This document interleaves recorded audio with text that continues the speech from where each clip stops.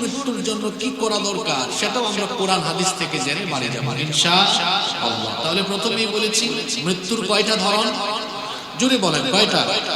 এক, খারাপ, ভয়াবহ, সাংঘাতিক, খুবই কষ্টে, খুবই আযাবে, খুবই মারাত্মক। এটা কিরকম হয়, কাদের জন্য হয়? আল্লাহ এবং রাসূলের সঙ্গে নাফরমানি করতে করতে, জীবনভর গুনাহের জীবন যাপন করতে করতে, পাপের সাগরে ভাসমান থাকতে থাকতে, পাপের উপরে অবিচল থাকতে থাকতে যাদের মরণের সময় এসে যায়, সেই সকল নাফরমান গুনাহগার আর পাপী তাপীদের মরণের সময় কি করে তাদের রূহ কবজ করা হয়, কি করে তাদের জানটা কবজ করা হয় শুনে ইবনে মাজাহ শরীফে হাদিস এসেছে। আল্লাহ নবী বলেছেন, ফাইদা কানা রাজুলুসু, যখন কোন পাপী তাপী নাফরমানে মরণের সময় এসে যায়, ফেরেশতা এসে তাকে বলে, অ্যাপ্রোচটা কেমন হয় শুনেন। ক্বালা খুরুজি আইয়াতুহান নাফসুল খাবিথা কানাত ফিল জাসাদিল খাবিথ, হে অপবিত্র আত্মা, যাও পবিত্র দেহের ভিতরে, অপবিত্র শরীরের ভিতরে ছিলে, উখরুজি যামিমাতান ওয়া আবশিরি বিহামিমিন ওয়া গাসসাল। ফেরেশতা বলতে থাকে, নিন্দিত অবস্থায় জাহান্নামের উত্তপ্ত ফুটন্ত গরম পানি এবং ক্ষতের খরণ খুঁজের দুঃসংবাদ নিয়ে নিন্দিত অবস্থায় তুমি এই নাপাক গুনাহগার পাপী জাহান্নামী ব্যক্তির দেহ থেকে বের হয়ে আসো। এই রকম করে তার রূহ কবজের প্রক্রিয়াটা শুরু হয়ে যায়। একজন পাপী গুনাহগার ব্যক্তির মরণের সময় যখন আসে, কি করে তার মরণ হয়? এই মাহফিলে উপস্থিত হয়েছেন এখানে যারা আছেন, এদের মধ্যে অনেক মানুষ এশার নামাজটা কাজা করে তারপরে মাহফিলে বসেছেন। কি করে নামাজটা কাজা করে মাহফিলে বসলেন? অনেক যুবককে দেখতে পাচ্ছি মাহফিলে, যারা কিনা আজকেও দিনের বেলা গুগল শরীফে, ইউটিউব শরীফে আজে বাজে ভিডিও দেখেছে। এই যে পাপ করে ফেললেন, গুনাহ করে ফেললেন, কখনো কি মাথায় আসে না, কখনো কি আপনার কলিজায় বইটা লাগে না যে আমি যদি আজকের রাতেই মারা যাই, ফজরের আগে বা সকালেই যদি দাফন হয়ে যায়, তাহলে কিভাবে আমি আল্লাহর কাছে যাব? মরণটা কেমনই বা হতে পারে, এই ভয়টা কি আপনার কলিজায় লাগে না, দিলের মধ্যে কি লাগে না? কি করে পাপ করেন, কেমনে গুনাহ করেন, পাপ আর গুনাহরত অবস্থায় যদি কারো কাছে মালাকুল মউত আসে, মৃত্যুর সময় চলে আসে, তাহলে সেই মরণটা কেমন হতে পারে শুনেন। আল্লাহ নবী বলেছেন, ইমাম আহমদ বিন হাম্বল রাহিমাহুল্লাহ তার মুসনাদের ভিতরে এই হাদিস এনেছেন। আল্লাহ নবী বলেছেন, ইন্নাল আবদাল কাফিরা ইযা কানা ফি ইনকিতাইন মিনাদ দুনিয়া ওয়া ইকবালিন মিনাল আখিরাহ। আল্লাহ নবী বলেছেন, যখন কোন কাফির নাফরমান পাপী তাপীর মরণের সময় চলে আসে, দুনিয়া থেকে চলে যাওয়ার আর আখিরাতের উদ্দেশ্যে পাড়ি দেওয়ার সময় যখন চলে আসে, নাযালা ইলাইহি মিনাস সামাই মালাইকাতুন সুদুল ওজুহ। ওই গুনাহগার লোকটার মৃত্যুর সময় আসমান থেকে অর্থাৎ জাহান্নাম থেকে উদ্ভট কুৎসিত কালো চেহারার কিছু ফেরেশতারা আগমন করে, মাহামুল মুসুহ, তাদের সাথে জাহান্নামের মোটা দুর্গন্ধযুক্ত কাফনের কাপড় তারা নিয়ে আসে। ফায়াজলিসুনা মিনহু মাদ্দাল বাসার, তারা এসে ওই মৃত্যু পথযাত্রী গুনাহগার পাপী লোকটার দৃষ্টি সীমানার সামনে বসে যায়। সুম্মা ইয়াজিউ মালাকুল মাউত, অতঃপর মালাকুল মাউত আসেন, আসার পরে হাত্তা ইয়াজলিসা ইনদা রাসি, তার মাথার নিকটে বসেন। এরপরে মালাকুল মাউত ওই পাপী ওই গুনাহগার লোকটাকে অ্যাপ্রোচ করেন, সম্বোধন করে বলেন, ইয়া আইয়াতুহান নাফসুল খাবিথা, হে অপবিত্র আত্মা, উখরুজি ইলা সাখাতিন মিনাল্লাহি ওয়া গাদাব, তুমি আল্লাহর অসন্তুষ্টি আর গজবের উদ্দেশ্যে বের হয়ে আসো।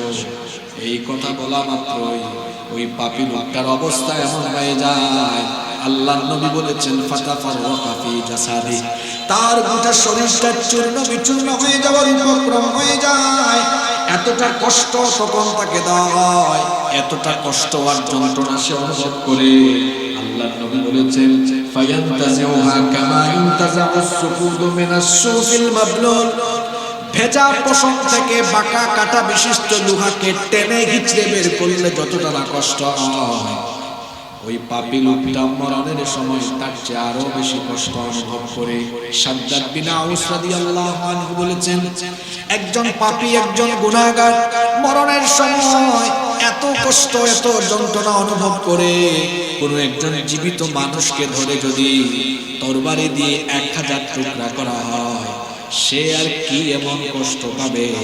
একজন পাপী গুনাহগার জাহান্নামী ব্যক্তি মরণের সময় তার চেয়ে আরো ভয়াবহ কষ্ট পাবে। কি করে গুনাহ করি আমরা, কি করে পাপ করি, কেমনে নামাজ ছাড়ি, কেমনে অন্যায় করি, কি করে মানুষের হক নষ্ট করি, কি করে আমরা হারাম পথে উপার্জন করি। মরণের কি চিন্তা নাই, আখিরাতের কি ভয় নাই। শুনেন, অন্য রিওয়ায়াতে এসেছে, যখন কোনো পাপীর মরণের সময় আসে তার এতটা কষ্ট হয়, এতটা কষ্ট তার হয়, একজন জীবন্ত মানুষকে বড় একটা পাতিলের মধ্যে তেল গরম করে সেখানে ফেলে দিলে সে যতটা না কষ্ট পাবে, একজন পাপী, একজন গুনাহগার মরণের সময় এর চাইতে আরো বেশি কষ্ট অনুভব করবে। এইরকম করে কষ্ট দিয়ে দিয়ে তার শরীর থেকে রূহ কবজের প্রক্রিয়া যখন আরম্ভ হবে, জাহান্নাম থেকে আগত ফেরেশতারা তার চেহারায়, তার পাজরে, তার পিঠে, শরীরের বিভিন্ন জায়গায় এমন ভাবে আঘাত করতে থাকবে। এখনো যারা অমনোযোগী এরা বুঝতেছে না, ফেরেশতার শরীরের শক্তি আর জিকর গাছার মানুষের শরীরের শক্তি কি একরকম নাকি? জিকর গাছার শক্তিশালী কমপক্ষে কয়েকশো যুবকের যে শক্তি, ওই রকম একজন ফেরেশতার শক্তি তার চাইতে আরো কম না বেশি? এই ফেরেশতারা গোটা শরীরের বিভিন্ন জায়গায় আঘাত করে করে করে করে শরীর থেকে রূহটা বের করবে। আমি বানিয়ে বলছি না, শুনেন, কোরআনে কারীমের 8 নম্বর সূরা সূরাতুল আনফালের 50 নম্বর আয়াতে রব্বুল আলামিন বলছেন, ওয়ালাউ তারা ইয ইয়াতাওয়াফাল্লাযীনা কাফারুল মালাইকাতু ইয়াদরিবুনা wujuhahum wa adbarahum wa dhuqu adhabal hariq। আল্লাহ তাআলা বলছেন, ও নবী, আপনি যদি সেই সকল নাফরমানদের মরণের অবস্থা দেখতেন, ফেরেশতারা তাদের চেহারা, তাদের পার্শ্বদেশে আঘাত করে করে তাদেরকে কষ্ট দিয়ে দিয়ে জানটা বের করে রূহটা কবজ করে। ফেরেশতারা এক সময় তাকে আঘাত করতে করতে ফেরেশতারা বিরক্ত হয়ে ওই পাপী লোকটাকে তখন আরো বলতে থাকে।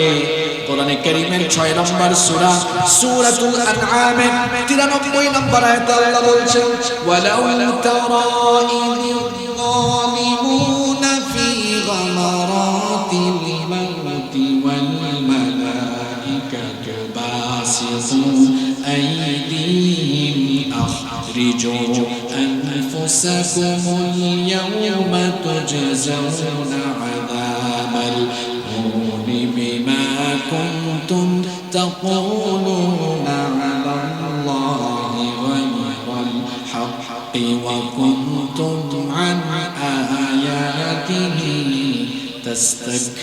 تستكبرون।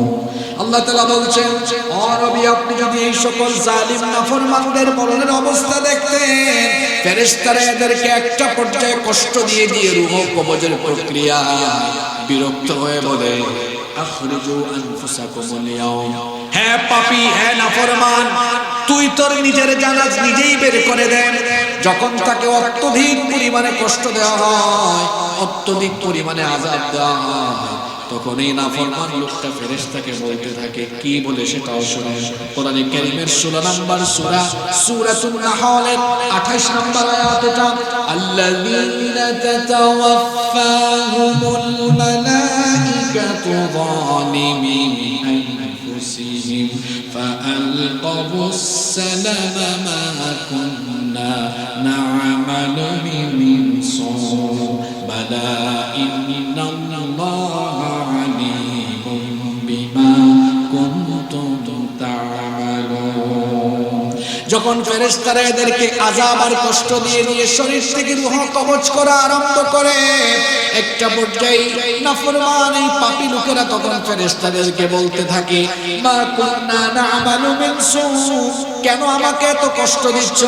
আমি তো কোনো অন্যায় করিনি, অপরাধ করিনি, গুনাহ বা পাপ করিনি, তখন ফেরেশতা তাকে জবাব দিবে, কে বলেছে তুমি অন্যায় অপরাধ গুনাহ বা পাপ করনি? বালা ইন্নাল্লাহা আলিমুম বিমা কুনতুম তা'মালুন, বরং তুমি যা যা করেছো তোমার সকল আমল সম্পর্কে যিনি জানেন। গলার আওয়াজ বড় করে বলেন তিনি কে? তাকে এরকম করে কষ্ট দিয়ে দিয়ে রূহ যখন বের করা হবে, টেনে হিচড়ে তার রূহটাকে বের করা হবে। এক হাদিসে এসেছে আল্লাহর নবী বলেছেন, যদি কারো গলার ভেতর দিয়ে কোনো বাঁকা কাটা বিশিষ্ট এরকম কাঁটাযুক্ত গাছ ঢুকিয়ে তারপরে তার পেটের ভেতরে হাত ঢুকায় দিয়ে তার পেটের ভেতর থেকে এটা বের করা হয়, সে আর কি এমন কষ্ট পাবে? একজন নাফরমান বা পাপী মরণের সময় তার চেয়ে আরো বেশি কষ্ট অনুভব করবে। সে যখন বুঝবে হায় রে হায়, চোখের সামনে আমার বউ, এত বছরের সংসার, যে স্ত্রী আমার এত সেবা করলো, পাশেই আমার ছেলে মেয়ে, আমার নাতি নাতনি, আমার ভাই বোন, আত্মীয় স্বজন, এই যে একজন মৃত্যু পথযাত্রী লোকটার আশেপাশে কাছে এত লোকজন থাকে, বলেন তো মৃত্যুর সময় এতগুলো মানুষ কি তাকে ধরে রাখতে পারে নাকি? আস্তে বলবেন না, জোরে বলেন, ধরে রাখতে পারে নাকি? ধরে রাখতে পারে না। অসহায়ের মতো মানুষ চলে যায়। আমার কুলে আমার বাবা ইন্তেকাল করেছেন, আমার বাবা যখন চলে যাচ্ছিলেন আমি নিজেই দেখেছি, হায় রে হায়, সবগুলো ভাই আমরা বাবার চারপাশে আমরা বসেছিলাম। আমার নিজের কোলের মধ্যে আমার বাবার মাথা ছিল, আমার বাবা আমার কোলে মাথা রেখেই দুনিয়ার থেকে চলে গিয়েছেন। এই দৃশ্য তো শুধু বাবার ক্ষেত্রে নয়, আমার অনেক আত্মীয় স্বজনের ক্ষেত্রে অনেক মানুষ আমার চোখের সামনে মারা গিয়েছে। অসহায় চিত্র দেখেছি, চোখগুলো বড় বড় করে দিয়েছে, মুখ দিয়ে ফেনা বের হয়েছে। কি অসহায়ের মতো মৃত্যুর সময় মানুষ হয়ে যায়। চারপাশে তো মানুষ থাকে, কোনো মানুষ তখন আর তাকে ধরে রাখতে পারে না। সে তখন বুঝে ফেলে এটা আজকে আমার রবের কাছে চলে যাওয়ার দিন। কোরআনে কারীমের ৭৫ নম্বর সূরা সূরাতুল কিয়ামাহের ২৬ নম্বর আয়াত থেকে এই চিত্রগুলো আল্লাহ এভাবে তুলে ধরলেন। আল্লাহ তাআলা বলছেন, কাল্লা ইযা বালাগাতিত তারাকিয়া ওয়া কিলা মান রাকিন ওয়া যান্না আন্নাহুল ফিরাক। কাল্লা, কখনো নয়। ইযা বালাগাতিত তারাকি, যখন প্রাণ একেবারে গোড়া পর্যন্ত চলে আসে তখন তাকে বলা হয় ওয়াকিলা মান রাক, কে আছে তোমাকে আর ঝাড় ফুঁক দিয়ে বাঁচাবে, রক্ষা করবে। কত নেতা আপনার কত হেল্প করে, মরার সময় কোন নেতা কোনো মানুষ আপনার আশেপাশেও থাকবে না, কেউ আপনাকে বাঁচাতে পারবে না। সে বুঝে ফেলবে আহারে আজ আমার বিদায়ের দিন, সে বুঝে ফেলবে ওয়া যান্না আন্নাহুল ফিরাক, আজ আমার বিদায়ের দিন। এই জন্য সে ওয়ালতাফাতিস সাকু বিসাক, পায়ের গোছাগুলো ছেড়ে দিবে, অনাবৃত করে দিবে, কারণ সে টের পেয়ে যাবে আজকের দিনটা হলো সেই দিন। ইলা রাব্বিকা ইয়াউমা ইদিনিল মাসাক, আজকের দিন হচ্ছে রবের কাছে চলে যাওয়ার দিন। এইভাবে করে একজন নাফরমান গুনাহগার পাপী বা জাহান্নামী ব্যক্তির শরীর থেকে রূহটাকে টেনে গিয়ে আযাব বা কষ্ট দিয়ে দিয়ে যখন বের করা হবে, জাহান্নাম থেকে আগত ফেরেশতারা তার সেই রূহটাকে খুব দ্রুত গতিতে, হাদিসে এসেছে চোখের পলক ফেলতে যতটা না সময় লাগে এর চেয়ে কম সময়ে তার রূহটাকে জাহান্নাম থেকে আনা মোটা কাফনের কাপড়ে পেঁচিয়ে তারা রওনা করবে প্রথম আসমানের দিকে। যখন তারা রওনা করবে, এই নাফরমানে গুনাহগার পাপী তাপীর শরীর থেকে, রূহ থেকে তখন সবচাইতে নিকৃষ্ট দুর্গন্ধ বের হতে থাকবে। প্রথম আকাশে যাওয়ার পরে প্রথম আকাশের ফেরেশতাদের কাছে অনুমতি চাওয়া হবে, বলা হবে আকাশের দরজা খুলে দাও। তারা এই দুর্গন্ধ তাদের কাছে যাওয়ার পরে তারা বলবে এটা কে, কার রূহ নিয়ে এসেছো? পরিচয় করিয়ে দেওয়া হবে, হাদা ফুলান ইবনে ফুলান, এটা অমুক এলাকার অমুকের সন্তান, অমুক বেনামাজি ছিল, সুদখোর ছিল, ঘুষখোর ছিল, খারাপ ব্যবসায়ী ছিল, অসাধু ব্যবসায়ী ছিল, মানুষকে ঠকাতো, মানুষের হক নষ্ট করত। যে যে অপরাধের কথা আছে অপরাধগুলো বলে বলে তার খারাপ চরিত্রগুলো ফেরেশতাদের সামনে তুলে ধরবে। বলা হবে আকাশের দরজাটা খুলে দাও, আকাশের দরজা খোলা হবে না। আল্লাহ তাআলা কোরআনে কারীমের ৭ নম্বর সূরা সূরাতুল আরাফের সূরাতুল আরাফের 40 নম্বর আয়াতে কথাটা এভাবে বলছেন, লা তুফাত্তাহু লাহুম আবওয়াবুস সামাই ওয়া লা ইয়াদখুলুনাল জান্নাতা হাত্তা ইয়ালিজাল জামালু ফি সামিল খিয়াত ওয়া কাযালিকা নাজজিল মুজরিমিন। আল্লাহ তাআলা বলছেন এদের জন্য আকাশের দরজা খোলা হবে না, এদের জন্য আকাশের দরজা খোলা হবে না, আর এদের জন্য জান্নাতে যাওয়া ঠিক তেমনটাও অসম্ভব। সুয়ের ছিদ্র দিয়ে যেমন উট প্রবেশ করা অসম্ভব, চিকর গাছার মানুষেরা বলেন তো সুয়ের ছিদ্রটা ছোট না বড়? সুয়ের ছিদ্র দিয়ে যেমন উট প্রবেশ করা অসম্ভব, এই পাপী তাপী গুনাহগারদের জাহান্নামেও প্রবেশ করা, এই পাপী তাপী গুনাহগারদের জন্য জান্নাতে যাওয়া অসম্ভব। বলেছেন যিনি, তিনি কে? আস্তে বলবেন না, জোরে বলেন তিনি কে? প্রথম আকাশের দরজাটাই খোলা হবে না, ফেরেশতারা তার রূহকে জোরে একটা আঘাত করবে, এত জোরে চাপ মারবে যার ফলে জমিনের 70,000 গজ নিচে সিজ্জিনের মধ্যে গিয়ে তার রূহটা পতিত হবে। সিজ্জিন এটা আবার কি? সিজ্জিন হলো যেখানে জাহান্নামী পাপী তাপীদের রূহকে সংরক্ষণ করা হয়। খেয়াল করে শুনবেন, পাপী তাপী জাহান্নামীদের মরণের পরে রূহ যেখানে সংরক্ষণ করা হয় সেই জায়গাটার নাম কি? সবাই বলে সেই জায়গাটার নাম কি? এতক্ষণ যাদের মরণের কথা বললাম, এই মরণ কি আমরা চাই নাকি? মাবুদ গো, এই মরণ থেকে আমাদের সবাইকে তুমি হেফাজত করো, বলেন আমিন। বিপরীত দিকে আরেক শ্রেণীর মানুষ, এরা যখন দুনিয়া থেকে যাবে এদের মৃত্যু হবে ইজ্জতে, মৃত্যু হবে সম্মানে, মৃত্যু হবে ইমানে, মৃত্যু হবে তাকওয়ার সাথে, আনন্দের সাথে, খুশি মনে হাসতে হাসতে হাসতে হাসতে আল্লাহর দরবারে চলে যাবে। সুবহানাল্লাহ। আল্লাহ এমন মওত আমাদেরকে নসিব করে দিয়েন, বলেন আমিন। কষ্ট হচ্ছে আপনাদের? আমি যত আগাচ্ছি তত বেশি আলোচনার গভীরে আমরা যাচ্ছি। খুব মনোযোগী থাকবেন আপনারা, অমনোযোগী হয়ে যাবেন। একটু পরে আপনারা নিজেরাই টের পাবেন যে কত তথ্য উপাত্ত আপনারা এখান থেকে। কষ্ট হচ্ছে না তো আপনাদের? আমরা ভালো মৃত্যু চাই, কিন্তু ভালো মৃত্যু আল্লাহ সবাইকে দিবেন না। ভালো মৃত্যু কোন ব্যক্তি পাবে শোনেন, সুন্দর মওত কাদের হয়? তিরমিজি শরীফের বর্ণনায় হাদিস রয়েছে, আল্লাহর নবী বলেছেন, ইযা আরাদাল্লাহু বিআবদিন খায়রান ইসতামালা। আল্লাহ যেই ব্যক্তির ভালাই চান, যেই ব্যক্তির মঙ্গল চান, আল্লাহ যার কল্যাণ চান, আল্লাহ তাকে কল্যাণের যোগ্য বানিয়ে তুলেন। এই কথাটা যখন রাসূল বললেন, সাহাবায়ে কেরাম এটা বুঝতে পারলেন না। তারা তখন আল্লাহর রাসূলকে জিজ্ঞেস করলেন, কাইফা ইস্তামিলুহু ইয়া রাসূলুল্লাহ? আমরা বলি সাল্লাল্লাহু আলাইহি ওয়াসাল্লাম, ওগো আল্লাহর রাসূল, কি করে আল্লাহ কোন মানুষকে কল্যাণের যোগ্য বানায়? আল্লাহ নবী জবাব দিলেন, ইউওয়াফিকুহু লিআমালিন সালিহিন ক্বাবলাল মাউত। আল্লাহ যার ভালো চান, আল্লাহ যার কল্যাণ চান, আল্লাহ দয়া করে ওই লোকটাকে মৃত্যুর আগ পর্যন্ত ভালো কাজ, নেক কাজ করার তৌফিক দিয়ে দেন। সুবহানাল্লাহ। তাহলে আল্লাহ যার ভালো চান, ভালো মৃত্যু চান, ভালো চান, কল্যাণ চান, কিয়ামত একেবারে মৌতের আগ পর্যন্ত ভালো কাজ করার তৌফিক তাকে দান করেন কে? জোরে বলেন কে? আমি মাহফিলে আসার সময় দেখেছি কত মানুষ রাস্তাঘাটে খেলাধুলা করছে, আড্ডা দিচ্ছে, কেউ কেউ আছে এখন বিভিন্ন তামাশায় লিপ্ত। আমি আজকে চট্টগ্রাম থেকে এসেছি, মাঝখানে ঢাকা এসে ভাবছি আসতে পারবো কিনা জানি না। যে বেপরোয়া ভাবে মানুষ এখন চলাফেরা করছে, গাড়ি চালাচ্ছে, যে জ্যাম, আমি 6:30 বাজেও ঢাকা কিভাবে আসছে যতটুকু আল্লাহ আলাম। এদিকে রাস্তা ফ্রি পাওয়ায় অনেক টেনে টেনে আসছে। দেখেন, আল্লাহ যদি আমাকে তৌফিক না দিতেন আমি আসতে পারতাম? আপনাদেরকে যদি আল্লাহ তৌফিক না দিতেন আপনারা আসতে পারতেন? কত মানুষ মাহফিলের কাছে গুরগুর গুরগুর করছে, এই পিছনেও আমার চেয়ে বড় বড় বক্তারা কথা বলতেছে। এদের সৌভাগ্য হয় নাই আল্লাহর কালাম শোনা। আল্লাহ তাকে কবুল করেন নাই, আল্লাহ তাকে পছন্দ করেন নাই।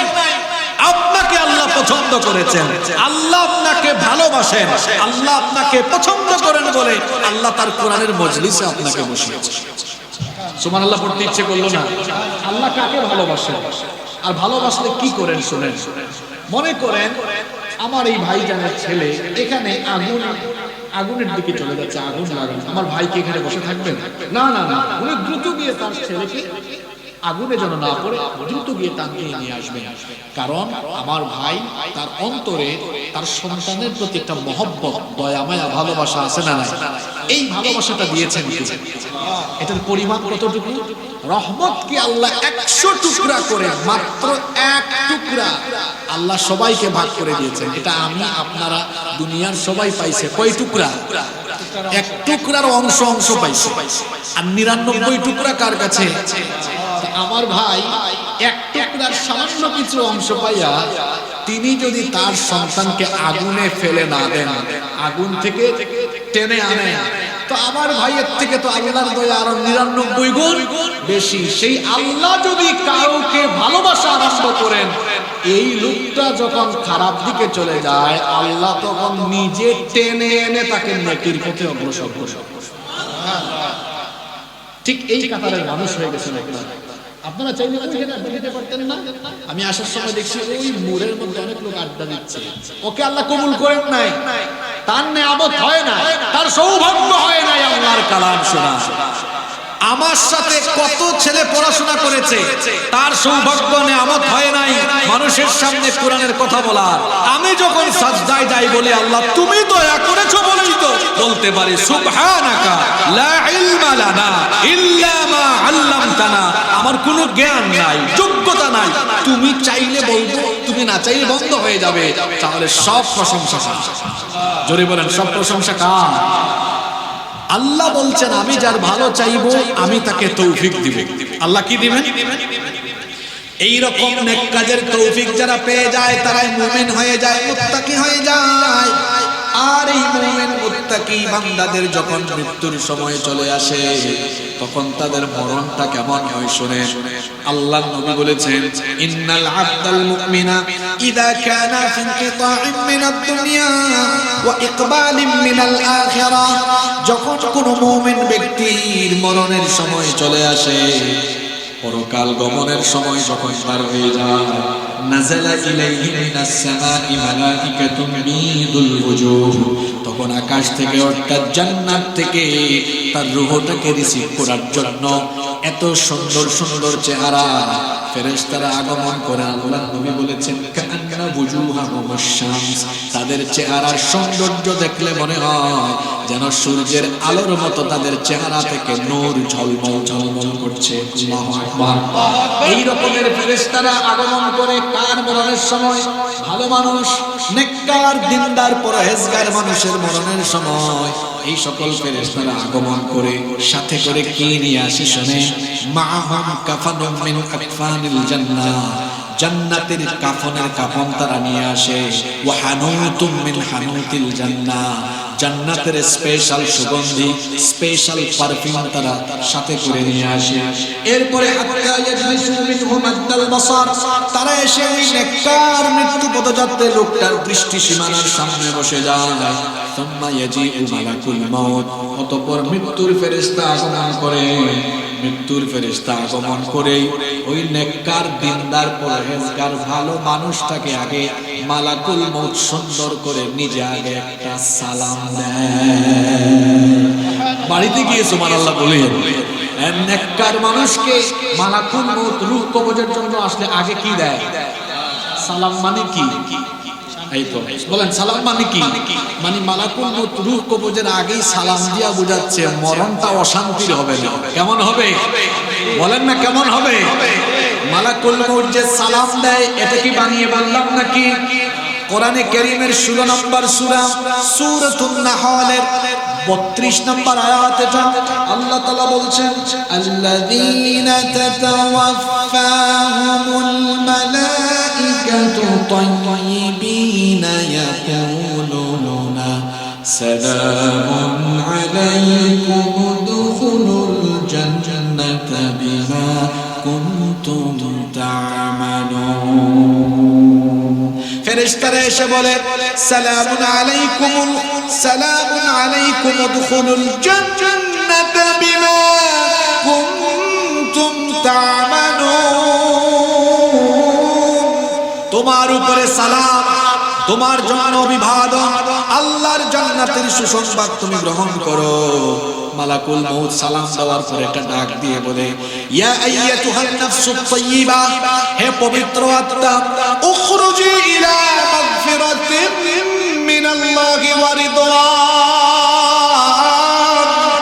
তুমি আল্লাহর সন্তুষ্টি, আল্লাহর ক্ষমা আর সন্তুষ্টির উদ্দেশ্যে বের হয়ে আসো। এই কথা বলে যখন মালাকুল মউত ওই ভালো মানুষটার রূহ কবজ আরম্ভ করবে, কি করে তার রূহকে কবজ করা হবে শুনে আল্লাহ নবী বলেছেন, তার রূহটাকে এত সহজ করে কবজ করা হবে, ফাতাখরুজু তাসিলু কামা তাসিলুল কাতরাতু মিন ফিস সিকা, পানির পাত্র থেকে পানি ঢাললে যেমন পানি খুব সহজেই বের হয়ে যায়, এই নেককার দিনদার ভালো মানুষটা তার শরীর থেকে যখন রূহ বের করা হবে তেমনি সহজ করে রূহটাকে কবজ করে ফেলা হবে। এটা একটা উপমা আমি আপনাদেরকে দেই। 1-1.5 বছরের ছোট্ট বাচ্চা, তার কোনো ভাষা নাই, সে কোনো কথা বলতে পারে না, তার ভাষা হলো শুধু কান্না। তার ক্ষুধা লাগলেও কাঁদে। যখন ঠান্ডার দিনে গা থেকে কাঁথা সরে যায় তখন তার ভাষা হলো কান্না, ক্ষুধা লাগলেও তার ভাষা হলো কান্না, কান্না ছাড়া কোনো ভাষা নাই। একটা ছোট্ট বাচ্চা, তার ক্ষুধা লাগলে সে যেমন চিৎকার করে কান্না দেয়, তার মা যেখানেই থাকুক না কেন কান্না শুনলেই অন্তরে কলিজায় একটা মায়া অনুভূত হয়। আর মা এসে যখন সন্তানকে কোলে নিয়ে বুকের দুধ পান করায়, সন্তান তখন মায়ের উষ্ণ কোলে দুধ পান করতে করতে একটা পর্যায়ে বড় আরাম করে ঘুমিয়ে যায়। দুধের বাচ্চা যেমন মায়ের কোলে দুধ পান করতে করতে আরাম করে ঘুমায়, তেমনি মুমিন বান্দারা মরণের সময় অবশ্যই মৃত্যুর একটা কষ্ট আছে। কারণ নবীজিও বলেছেন, ইন্না ফিল মাউতি লাসাকরাত, মরণের মধ্যে যন্ত্রণা আছে, কষ্ট আছে, কিন্তু এই যন্ত্রণাটা তখন আর অনুভব করবে না। তার কারণ হলো মালাকুল মউত এসে সালাম দেওয়ার পরে মালাকুল মউত এবার তার চোখের সামনে জান্নাতের স্পেশাল সৌন্দর্য যখন তুলে ধরবে, এই লোকটা জান্নাতের সৌন্দর্য দেখতে দেখতে দেখতে দেখতে চক্ষু বন্ধ করে আরাম করে জান্নাতি ঘুমায় যাবে। আল্লাহ এমন মউত আমাদেরকে নসিব করে দিও, বলেন আমিন। এই লোকটার রূহ কবজ হয়ে গেল। জান্নাত থেকে আগত ফেরেশতারা এবার চোখের পলক ফেলতে যতটা সময় লাগে তার চেয়ে কম সময়ে ওই লোকটার রূহটাকে জান্নাতি কাফনের মধ্যে মুড়িয়ে ফেলে, তখন তার শরীর থেকে তখন তার আত্মা থেকে রূহ থেকে স্পেশাল জান্নাতি সুগন্ধ বের হতে থাকে। আল্লাহু আকবার। তারা রওনা করে যেতে যেতে যেতে যেতে প্রথম আসমানে যখন চলে যায়, প্রথম আসমানে যাওয়ার পরে ফেরেশতারা বলে, কার রূহ নিয়ে এসেছো? এত সুগন্ধ, এত সুগন্ধ, এত সুগন্ধ লোকটাকে। তখন ফেরেশতারা বলে, আদা ফুলান ইবনে ফুলান, এটা জিকরগাছার হাদিয়া দেয়ারা এলাকার আব্দুল মজিদ সাহেবের ছেলে আব্দুল করিম নামাজি ছিল। আজান হলেই নামাজে, ভালো মানুষ ছিল, আলেম ওলামাদের সোহবতে থাকতো, মানুষের হক নষ্ট করে নাই, কোনোদিনও গুনাহ করে নাই, খুব ভালো ছেলে ছিল, ভালো যুবক ছিল। সারা জীবন দিনের পথে সে থেকেছে, আকাশের দরজাটা খুলে দাও। তখন সেই ফেরেশতারা বলবে, তার জন্য আকাশের দরজা খুলবো না তো কার জন্য খুলবো? আহলান সাহলান ওয়েলকাম দিয়ে আকাশের দরজাটা খুলে দিবে। এভাবে যেতে যেতে যেতে যেতে 1 2 3 4 5 6 7 7টা আকাশ পাড়ি দিয়ে 7 আকাশের উপরে ইল্লিন নামক একটা জায়গা আছে, যেখানে আম্বিয়া আলাইহিস সালাম, নবী রাসূল, শহীদদের রূহ, নবী রাসূল, নবিয়্যিন, সিদ্দিকিন, শুহাদা, সালেহিন, এই 4 শ্রেণীর মানুষ হলো নিয়ামত প্রাপ্ত। নবিয়্যিন, সিদ্দিকিন, শুহাদা, সালেহিন, শ্রেণীর মানুষ যাদের রূহকে ইল্লিনের মধ্যে রাখা হয়েছে। এই লোকটার রূহটাকেও ইল্লিনের মধ্যে না হবে, তখন তাকে অভিবাদন জানিয়ে বলা হবে, ইয়া আইয়াতুহান নাফসুল মুতমাইন্নাতু রজিই ইলা রাব্বিকি রাদিয়াতাম মারদিয়্যা ফাদখুলি ফি ইবাদি ওয়াদখুলি জান্নাতি। হে প্রশান্ত আত্মা, তুমি তোমার রবের সন্তুষ্টির দিকে আসো, আল্লাহর নেককার বান্দাদের সাথে আল্লাহর জান্নাতে ঢুকে যাও, শামিল হয়ে যাও। সুবহানাল্লাহ। আমরা এমন মওত চাই কি চাই না? আমি বলছিলাম না আজকে 15টা পয়েন্টে আলোচনা হবে। প্রথমেই বলেছি ভালো মৃত্যু আর খারাপ মৃত্যু, কয়টা পয়েন্ট গেল? এবার শোনেন, খুব জরুরি পয়েন্ট। খারাপ মৃত্যু তো আমরা কেউ চাই না, নাকি আপনারা চান? জোরে বলেন, কেউ চান? কেউ চাই না, সবাই ভালো মৃত্যু চাই। ভালো মৃত্যুর কিছু নিদর্শন আছে, সাইন, লক্ষণ আছে, নিদর্শন আছে, আলামত আরবিতে বলা হয়। ভালো মৃত্যুর আলামত হলো 60টা। কথা বুঝে থাকলে সবাই আওয়াজ করে বলেন তো, ভালো মৃত্যুর আলামত কয়টা? কার ভালো মৌত হয়েছে বোঝা যাবে আলামত দেখে। এই 7টা পয়েন্ট মুখস্থ করতে পারবেন তো? এক, ভালো মৃত্যুর 1 নাম্বার আলামত হলো মৃত্যুর আগ পর্যন্ত জীবনটা আনন্দের হবে না। দুঃখ, কষ্ট, বালা, মুসিবত, এক কথায় পরীক্ষা আর পরীক্ষা। আদ-দুনিয়া সিজনুল লিল মুমিন ওয়া জান্নাতুল লিল কাফির। দুনিয়া মুমিনের জন্য কারাগার, আর কাফিরের জন্য জান্নাত। কাফিরের জন্য দুনিয়াটা হলো জান্নাত, মুমিনের জন্য দুনিয়ায় কষ্ট থাকবে, দুঃখ থাকবে। আচ্ছা বলেন তো, দুনিয়ার চেয়ে আখিরাতের গুরুত্ব কম না বেশি?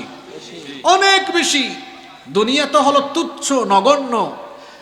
আখিরাতের তুলনায় দুনিয়া কিছুই না। জান্নাতের তুলনায় দুনিয়ার এই নিয়ামত কত নগণ্য শুনেন।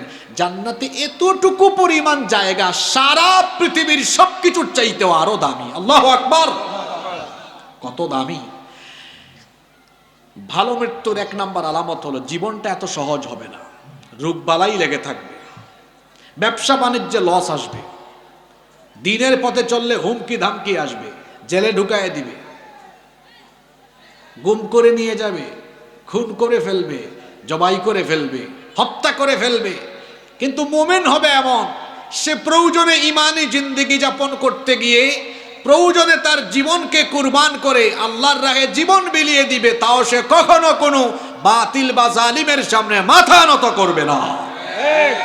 এটা হবে মুমিনের জীবন। আমাদের জীবনে পরীক্ষা বেশি না নবীদের জীবনে পরীক্ষা বেশি?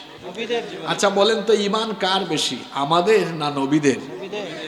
নবীদের ঈমান বেশি। এজন্য নবীদের জীবনে পরীক্ষাও এসেছিল সবচাইতে, নবীদের ঈমানের পরিমাণ বেশি। এই জন্য নবীদের জীবনে পরীক্ষাও ছিল বেশি। তিরমিজি শরীফের মধ্যে হাদিস এসেছে, আল্লাহর নবীকে জিজ্ঞেস করা হলো, আইয়ুন নাসি আশাদ্দু বালাআন, মানুষের মধ্যে সবচেয়ে বেশি বালা মুসিবতের সম্মুখীন হয়েছেন কারা? আল্লাহর নবী বললেন, আল আম্বিয়া ও সুম্মাল আমসালু ফাল আমসাল। সবচেয়ে বেশি ঈমানের পরীক্ষা দিয়েছেন আল্লাহর নবীরা, অতঃপর নবীদেরকে অনুসরণের দিক থেকে যারা সবচেয়ে বেশি অগ্রগামী তারা, অতঃপর তাদেরকে অনুসরণের দিক থেকে যারা সবচেয়ে বেশি অগ্রগামী, অতঃপর তারা। আল্লাহর নবী আরো বলেছেন, ফায়ুবতাওয়ার রাজুলু আলা হাসাবি দীনি, যার দিনদারিতা যত বেশি তার পরীক্ষাও হলো তত বেশি। আল্লাহ যাকে পরীক্ষা করেন বেশি, তার ঈমানের পরিমাণও তত বেশি। যার জীবনে পরীক্ষা কম, তার ঈমানটা এখনো ওই মাপে যায় নাই। ঈমানের পথ ফুল বিছানো নয়, বরং ঈমানের পথ হলো রক্ত পিচ্ছিল, রক্ত মাখা। ঈমানের পথ এতটা কুসুমাস্তীর্ণ নয়, ঈমানের পথ হলো কাটায় ঘেরা, কাটায় পরিপূর্ণ। এজন্য আমাদের পূর্বসূরীদের থেকে নিয়ে আজ অবধি আমরা দেখেছি যারা ঈমানের পথে চলেছেন কঠিন পরীক্ষার মুখোমুখি হয়েছেন। ঈমানের কারণে কেউ কেউ বাড়িঘর ছাড়া হয়েছেন, কেউ কেউ স্ত্রী সন্তান পরিবার হারিয়েছেন ঈমানের কারণে, কেউ বা এলাকা ছেড়ে বহু বছর পালিয়ে থেকেছেন ঈমানের কারণে, কেউ বা আবার ফাঁসির দড়িতে ঝুলেছেন ঈমানের কারণে, কেউ বা আবার শাহাদাতের নজরানা পেশ করেছেন। মুমিনের জীবন এমন হয়, মুমিন প্রয়োজনে মরে যাবে, জীবন দিয়ে দিবে, কিন্তু ঈমান দিয়ে দিবে। মুমিনের কাছে জীবনের চেয়ে ঈমানের দাম কম না বেশি?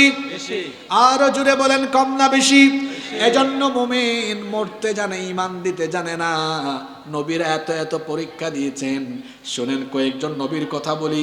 কোন নবী এমন আছেন যাকে তার উম্মতের মধ্যে এমন কিছু কাফের ছিল, পিটাতে পিটাতে পিটাতে পিটাতে বেহুশ করে ফেলেছে। সেই নবীর নাম হলো নূহ আলাইহিস সালাম। কোন নবী এমন আছেন যাকে করাত দিয়ে কেটে 2 টুকরা করে ফেলা হয়েছে।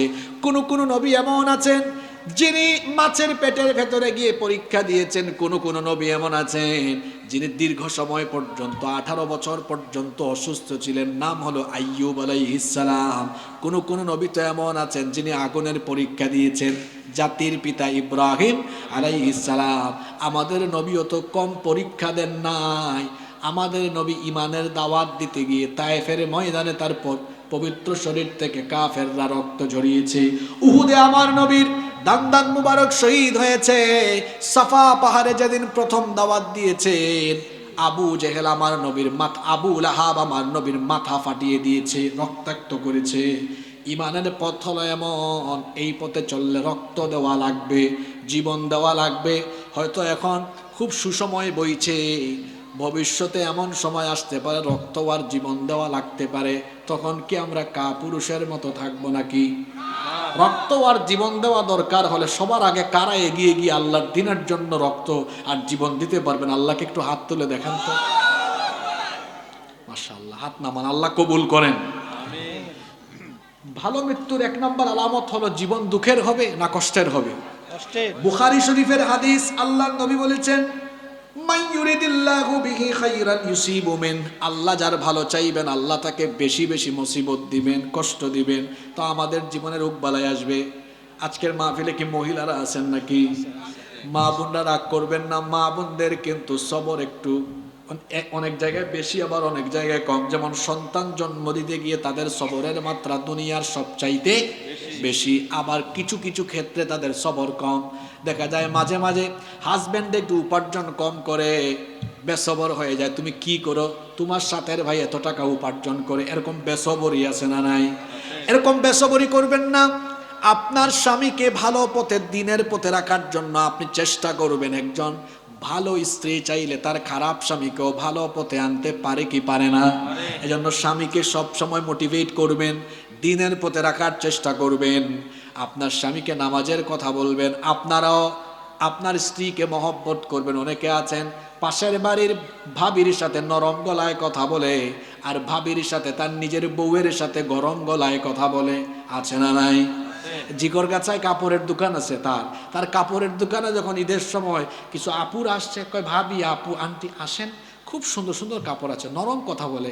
যখন এটা ট্রাই করে কয় ওয়াও, খুব ভালো লাগছে। তার বউ ফোন দিয়েছে, হ্যাঁ, একটু খোঁজখবর নেওয়ার জন্য, ওগো কি করছো, শরীর ঠিক আছে কিনা। ফোন ধরে বলছে, আপনারা হাসতেছেন, এরকম বাস্তবতা আছে না নাই? তো বউয়ের সাথে গরম, পরনারীর সাথে নরম, এটা কি ঠিক হলো? হ্যাঁ, খালি যে ভাবিদের কথা বলবো, আপনাদের অবস্থাও তো এমন। আপনারা তো কেউ কেউ নবাবজাদা নসরুল্লাহ, বউয়ের সাথে দাসী বান্দির মতো আচরণ করেন। যারা বউকে মূল্যায়ন করে না, এরা জীবনে ভালো কোনো পর্যায়ে, ভালো কোনো স্থানে যেতে পারে না। প্রত্যেকটা পুরুষের সফলতার পেছনে একজন নারীর অবদান আছে না নাই? আছে। বউকে পাশে রাখবেন, সাথে রাখবেন, বউকে মহব্বত করবেন। হ্যাঁ, বউ আপনার অনেক কাজে আসে। আপনার এই জামা কাপড় ধুয়ে আপনাকে এত নিট অ্যান্ড ক্লিন, আপনার খাবার দাবার সবকিছু, গোটা ঘরটাকে গুছিয়ে রাখে কে? আপনার স্ত্রী। এত অবদান এই সংসারে, এগুলো অবমূল্যায়ন করেন কেন? সবসময় খালি খিটখিট খিটখিট করেন না। নারীরা হলো প্রজাপতির মতো, জোরে ধরলে এটা মরে যায়, আস্তে ধরলে উড়ে যায়। এটাকে কৌশলে ঠিক রাখবেন। রান্না মজা হয় নাই, খিটখিট করেন না। হ্যাঁ, আপনি একটু বলবেন, এত ভালো রান্না করছো তুমি, মজা হয় না, একটু বলেন না, এত ভালো রান্না করছো, সম্ভবত পরের বেলা একদম আরো মজা হবে। মজা হবে তো। এক ছেলে আমাকে একদিন বলছে, হুজুর আমার বউ খালি রাগ করে, মনটা চায় তালাক দিয়ে দিই। আমি বললাম, তালাক দিবা কেন? খালি রাগ করেছে। আমি বললাম, গিয়ে বলো তুমি এমনি যে সুন্দরের সুন্দর, রাগ করলে লাগে আরো সুন্দর। আর রাগ করবে? আর কইেন না এমন বিয়ে করে নাই। যারা বিয়ে করে নাই, আল্লাহ তাদের সকলকে উত্তম জীবন সঙ্গিনী দান করে দিও। আপনাদের যশোরে এই কালচারটা আছে, খুব আর্লি অনেকে বিয়ে করে। ওই যে বাঘারপাড়া আছে না, বাঘারপাড়াতে আমি গত 2 বছর আগে মাহফিলে গিয়েছিলাম। এক ভাইকে খুব ইয়াং মনে হলো। একটু পরে একটা ছেলে আসলো, বললো, হুজুর বলেন তো এটা কে হবে? আমি বললাম, আপনার ভাই নইলে ভাতিজা। কয়, এটা আমার ছেলে। ওনার বয়স বললেন 38, ওনার ছেলের বয়স বলেন 17। মানে উনি 20-এর আগে বিয়ে করে ফেলেছেন। খুবই ভালো, অল্প অল্প খরচে বিয়ে হয়। এই যে জিনা ব্যভিচার আল্লাহ করেছেন হারাম, আর আমার সমাজ বা রাষ্ট্র করে দিয়েছে কি হালাল, এটা রাষ্ট্রীয় পর্যায়ে আল্লাহর সাথে কুফরি। আপনাদেরকে উদাহরণ দিয়ে বুঝাই।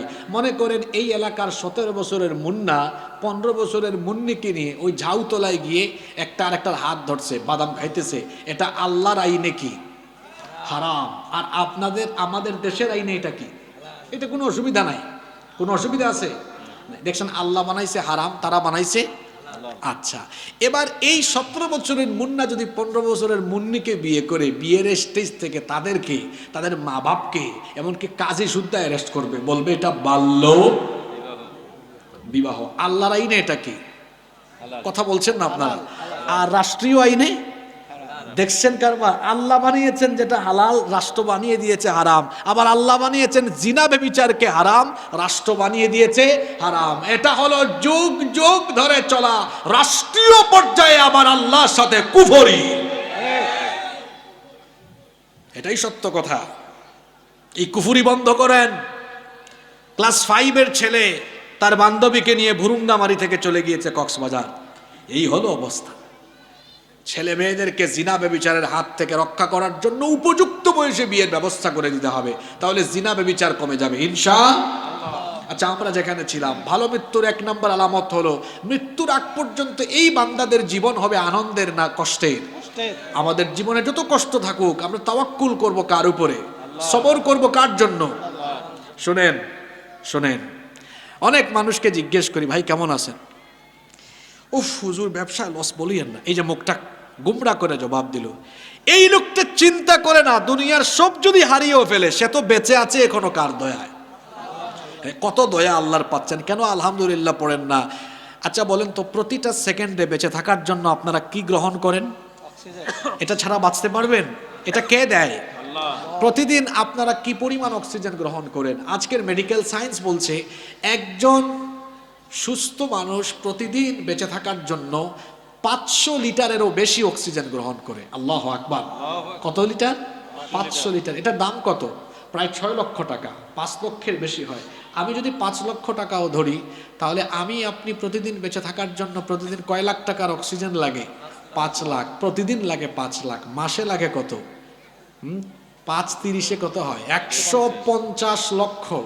মানে প্রতি মাসে আমাদের বেঁচে থাকার জন্য দরকার 1.5 কোটি টাকার অক্সিজেন। আছে নাকি এত টাকা? আর বছরে লাগে কত? 18 কোটি টাকা। চিন্তা করেন তো, জন্মের পর থেকে নিয়ে আজ অবধি বিলিয়ন মিলিয়ন ট্রিলিয়ন ডলারের অক্সিজেন গ্রহণ করেছি। আল্লাহকে কোনো পেমেন্ট দিতে হয়েছে? এই যে আল্লাহ অক্সিজেনের নিয়ামত দিয়ে বাঁচিয়ে রাখলেন, শুকরিয়া আদায় করা দরকার কার? হ্যাঁ, আহারে কত নিয়ামত আল্লাহ দিয়েছেন। এই তো বেঁচে আছেন। আরেকটা নিয়ামত হলো হাদিসে যেটাকে বলা হয়েছে, একবার আপনাদের কষ্ট হচ্ছে নাকি? রসুলের চাচা আব্দুল্লাহ ইবনে আল্লাহ রসুলের চাচা আব্বাস রাদিয়াল্লাহু আনহু, তিনি গিয়ে আল্লাহ রসুলকে বললেন, আমাকে আপনি একটা দোয়া শেখান যেটা সবসময় আল্লাহর কাছে করব। আল্লাহ রসুল বললেন, হে চাচা, আল্লাহর কাছে দোয়া করলে প্রথমেই আপনি যে দোয়াটা করবেন সেটা হচ্ছে সালুল্লাহাল আফওয়া ওয়াল আফিয়া। সবার আগে আল্লাহর কাছে সুস্থ থাকার দোয়া করবেন। কেন? ফা ইন্না আহাদাল লাম ইউতা বা'দাল ইয়াকিনি খায়রাম মিনাল আফিয়া। কারণ ঈমানের পরে পৃথিবীতে সুস্থতার চেয়ে দামি আর কোনো নিয়ামত নাই। এই যে আদ্দিন সকিনা হাসপাতাল একটা আছে না এখানে, মনে করেন এখানে কেউ আইসিইউর মধ্যে আছে, এই বেটার 1000 কোটি টাকার সম্পদ আছে। কত হাজার কোটি টাকা? তাকে যদি কেউ গিয়ে বলে আইসিইউর ভেতরে, ভাই আপনারে আরো 3000 কোটি টাকা দিব, আর আরেকজন গিয়ে বলে, ভাই আপনার সুস্থ হওয়ার ওষুধ দিব, সে নিবে কোনটা? এখানে টাকাও নিবে না। এই মনে করেন একজন রুগী, এখান থেকে একজন রুগীর সামনে আপনি 6-7 আইটেমের খাবার দিলেন। এখানে বিফ দিলেন, চিকেন দিলেন, ফিশ দিলেন, ভেজিটেবল দিলেন, হ্যাঁ, সেখানে আপনি মাটন দিলেন, আপনি এখানে বারবিকিউ দিলেন, অনেক কিছু দিলেন। এই লোকটা অসুস্থ, মুখে রুচি নাই, কিচ্ছু খাইতে পারবে? আর আরেক লোক সারাদিন ভ্যান চালাই আসছে, মুখে রুচি আছে, তার সামনে এগুলো দিয়ে দেখেন কিচ্ছু থাকবে না। তাহলে বোঝা গেল মুখে রুচি থাকা এটাও কার নিয়ামত। অনেক মানুষ রাতের বেলা ঘুমাইতেই পারে না, এই পাশে ওই পাশে যায়, আর কেউ আছে শুইলেই ঘুম চলে আসে। ঘুম এটা কার রহমত? কার নিয়ামত? শুনেন, এই জন্য আমি বলি এই 3টা জিনিস থাকলে সারা দিন আল্লাহর শুকরিয়া করবেন। 1, বেঁচে আছেন, নিঃশ্বাস নিতে পারেন, 2 সুস্থ আছেন, 3 মুখে রুচিও আছে। মুখে রুচি থাকলে আলু ভর্তার ডাল ভাতও মজা লাগে, মুখে রুচি না থাকলে রুস্ট পোলাও দিলেও আপনার স্বাদ লাগবে না। এজন্য সব সময় শুকরিয়া করবেন কার? জোরে বলেন, শুকরিয়া করবেন কার? আল্লাহ শুকরিয়া করবেন, তাহলে নেয়ামত বাড়িয়ে দিবেন কে? একটা ঘটনা আমার মনে পড়েছে, ঘটনাটা বলবো। আরবের একজন বিখ্যাত মনীষী তার একটা আরবি কিতাবে এই ঘটনাটা লিখেছেন। একবার এক আলেমের কাছে এক লোক এসেছে, এসে বলতেছে, ভাই আমি খুব গরিব মানুষ, আমাকে একটু সাহায্য করেন। তিনি বলতেছেন, তুমি কি গরিব, আসলেই গরিব? বলতেছেন, হ্যাঁ আমি আসলেই গরিব। তিনি বললেন, তুমি কিছু মনে করো না, তোমার যে 2টা চক্ষু আছে, 2টা চক্ষু আমাকে দিয়ে দাও, 1 লক্ষ দিনার দিব। 1 লক্ষ টাকা না, কিন্তু 1 লক্ষ দিনার। সে বলল, অসম্ভব। তিনি বলেন, তাহলে শোনো, 2টা হাত আছে, একটা হাত দাও, তুমি যেহেতু গরিব মানুষ, 1 লক্ষ দিনার দিব। কয় না, ঢং করেন মিয়া, ফাইজলামি করেন। তারপরে বলতেছে, তাহলে একটা পা কেটে দিয়ে দাও, 1 লক্ষ দিনার দিব। কয় আপনি তো খুব দুষ্ট লোক, আপনি 1 লক্ষ কেন, আরো বেশি দিলেও তো দিব না আমি এগুলো। তখন এই মনীষী তাকে বললেন, তুমি যে তোমাকে গরিব বললে, এটা কেন বললে বলো? যেখানে তোমার শরীরে এত দামি দামি অঙ্গ প্রত্যঙ্গ আছে, তুমি নিজেই বলছো এটা টাকা দিয়ে মূল্যায়ন করা যাবে না, সেখানে তুমি দরিদ্র হও কিভাবে? আল্লাহর শুকরিয়া করো, আমার কাছে এসেছো, বলতে পারো যে আমাকে এমনি কিছু সাহায্য করো, কিন্তু নিজেকে কখনো এভাবে নিজের পরিচয় দিও না, কারণ তোমার সুস্থতা এখনো আছে, তুমি এখনো আল্লাহর এই পৃথিবীতে আল্লাহর নেয়ামত প্রাপ্ত বান্দা হিসাবে তুমি এখনো বেঁচে আছো, আলহামদুলিল্লাহ। এজন্য নেয়ামতের শুকরিয়া করবেন, বাড়িয়ে দিবেন কে? 1 নম্বরে বলছিলাম, ভালো মৃত্যুর 1 নম্বর আলামত হলো, ভালো মৃত্যু তারাই পায় যারা জীবনে পরীক্ষা দেয়, বিভিন্ন কঠিন সময়ে, দুঃসময়ে আল্লাহর উপর ভরসা করে এদেরকে ভালো মৃত্যু নসিব করে যিনি দিবেন তিনি কে? 2 নম্বর, ভালো মৃত্যুর 2 নম্বর আলামত হলো, মরণের সময় ওই সকল ব্যক্তিদের ললাট, এই কপাল ঘর্মাক্ত হয়, কপালটা ঘেমে যায়। আল্লাহর নবী ওফাতের সময় তিনি আমাদের মা আম্মা জান আয়েশা রাদিয়াল্লাহু আনহাকে বারবার বলেছেন, ওগো আয়েশা, পানির একটা পাত্র নিয়ে আসো। পানির পাত্র আনার পরে আল্লাহর নবী সেই পানির পাত্রে তার হাত চুবিয়ে বারবার তার কপাল, তার এই ললাট তিনি মুছতেছিলেন, কপালটা ঘেমে যাচ্ছিল। আল্লাহর নবী বলেছেন, এই হাদিসটি তিরমিজি, নাসাই, মুসনাদে আহমদ বিখ্যাত হাদিসের 3টি গ্রন্থে বর্ণিত হয়েছে। আল্লাহর নবী বলেছেন, আল মুমিনু ইয়ামুতু বিআরাকিল জাবিন, মুমিন ব্যক্তি কপালে হালকা ঘাম নিয়ে ইন্তেকাল করে। তাহলে ভালো মৃত্যুর 2 নম্বর আলামত জানলাম, মরণের সময় কপালটা ঘেমে যাওয়া।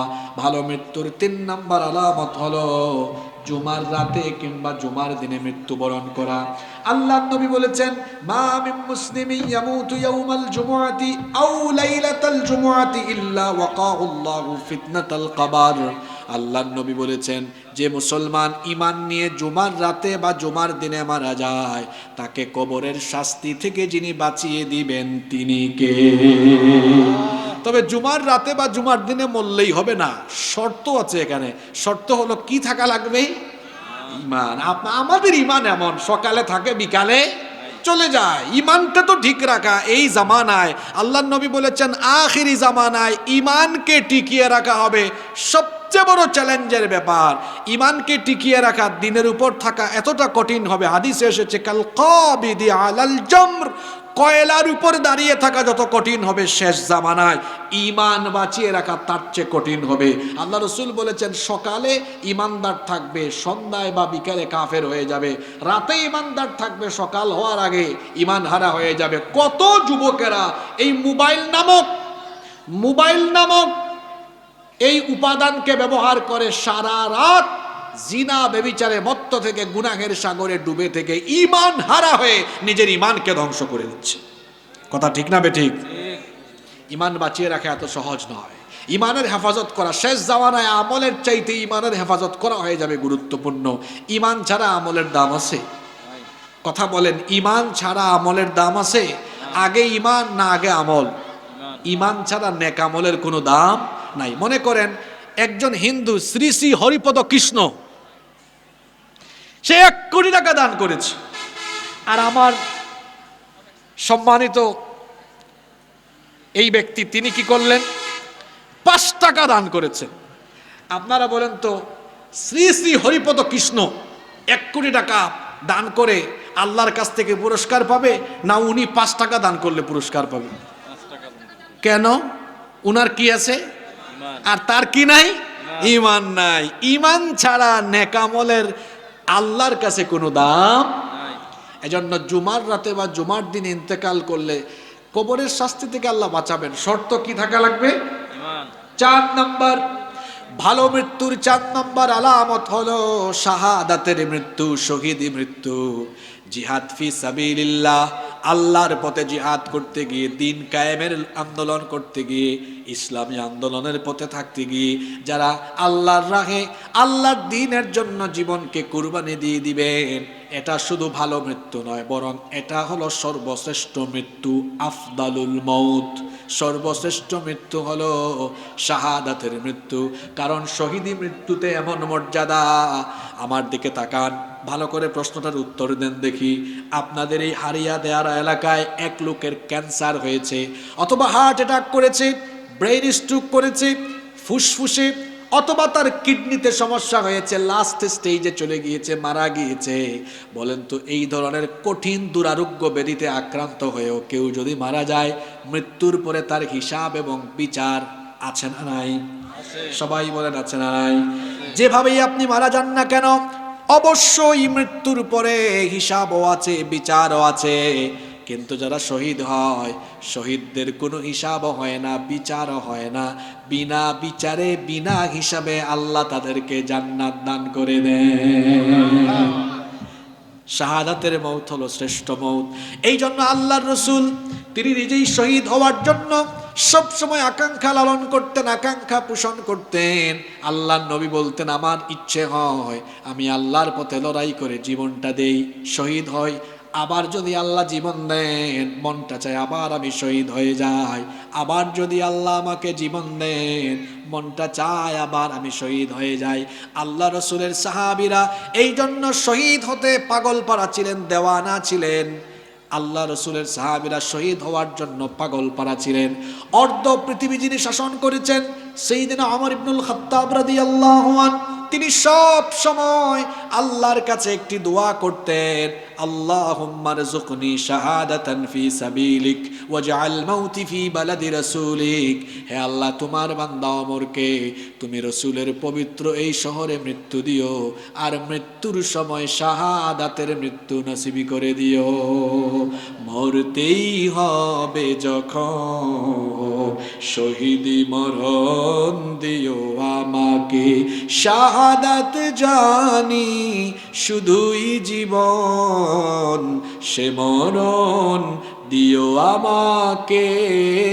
মরতেই হবে যখন, শহীদি মরণ দিও আমাকে। শাহাদাতের মউত হলো শ্রেষ্ঠ মউত। যারা শহীদ হয়, আল্লাহ বলেছেন তাদেরকে মরহুম বলো না, মৃত বলো না। কি আশ্চর্য কথা! এই হারিয়া দেয়ারা এলাকায় কেউ মারা গেলে আমরা বলি মরহুমের জানাজার নামাজ, মরহুমার জানাজার নামাজ সকাল 8টায় হবে, এরকম ঘোষণা দেওয়া হয় কি হয় না? আল্লাহ বলেছেন, খবরদার যারা মারা যাবে, ওয়ালা তাকুলু লিমান ইউকতালু ফি সাবিলিল্লাহি আমওয়াত, তোমরা তাদেরকে মৃত বলো না, বরং আব্দুল মজিদ স্বাভাবিকভাবে মারা গেলে আমরা বলি মরহুম আব্দুল মজিদ। কিন্তু যদি শহীদ হয়, আল্লাহ বলেছেন খবরদার মরহুম বলো না, বলবে শহীদ আব্দুল মজিদ।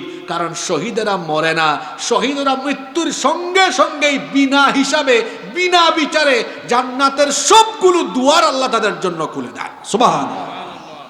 আল্লাহর পথে যারা জীবন দিল, তাদেরকে মৃত বলো না। কোরআনের পথে যারা শহীদ হলো, তাদেরকে মৃত বলো না। অন্যায় আর মিথ্যার সাথে আপোষ করেনি তারা কোনো মতে। লাল তাজা খুন ঢেলে দিয়ে গেছে এই নগরীর বহু রাজপথে। মৃত্যু তাদের কাছে নয় তো মৃত্যু আরেক নাম নবজীবনের।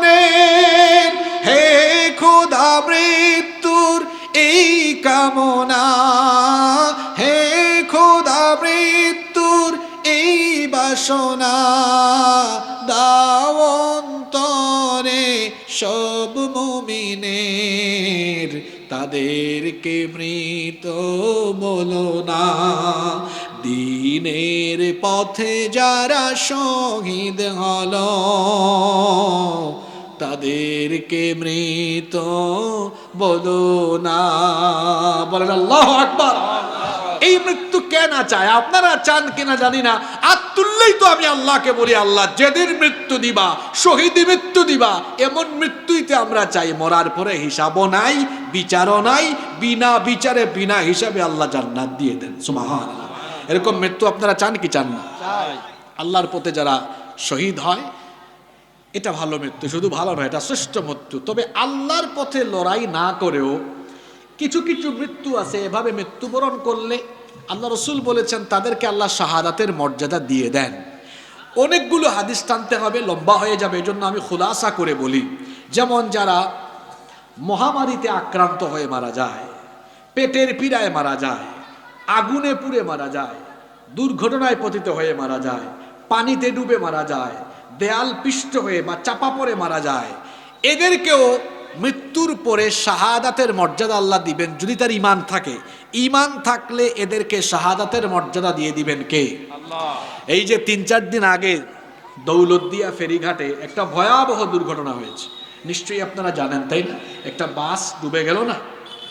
আমরা দোয়া করছি আল্লাহ এখানে যারা যারা ঈমানদার ছিল, যারা মৃত্যুবরণ করেছে, যারা যারা ঈমানদার ছিল, ঈমান ছিল যাদের, তাদের সকলকে তুমি শাহাদাতের মর্যাদা দিয়ে দাও।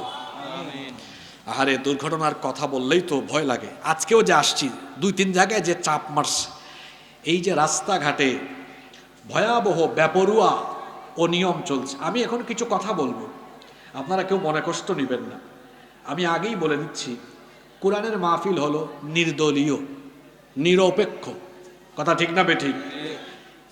আজকে মাহফিলগুলোর শান মান ঐতিহ্য হারিয়ে যাচ্ছে।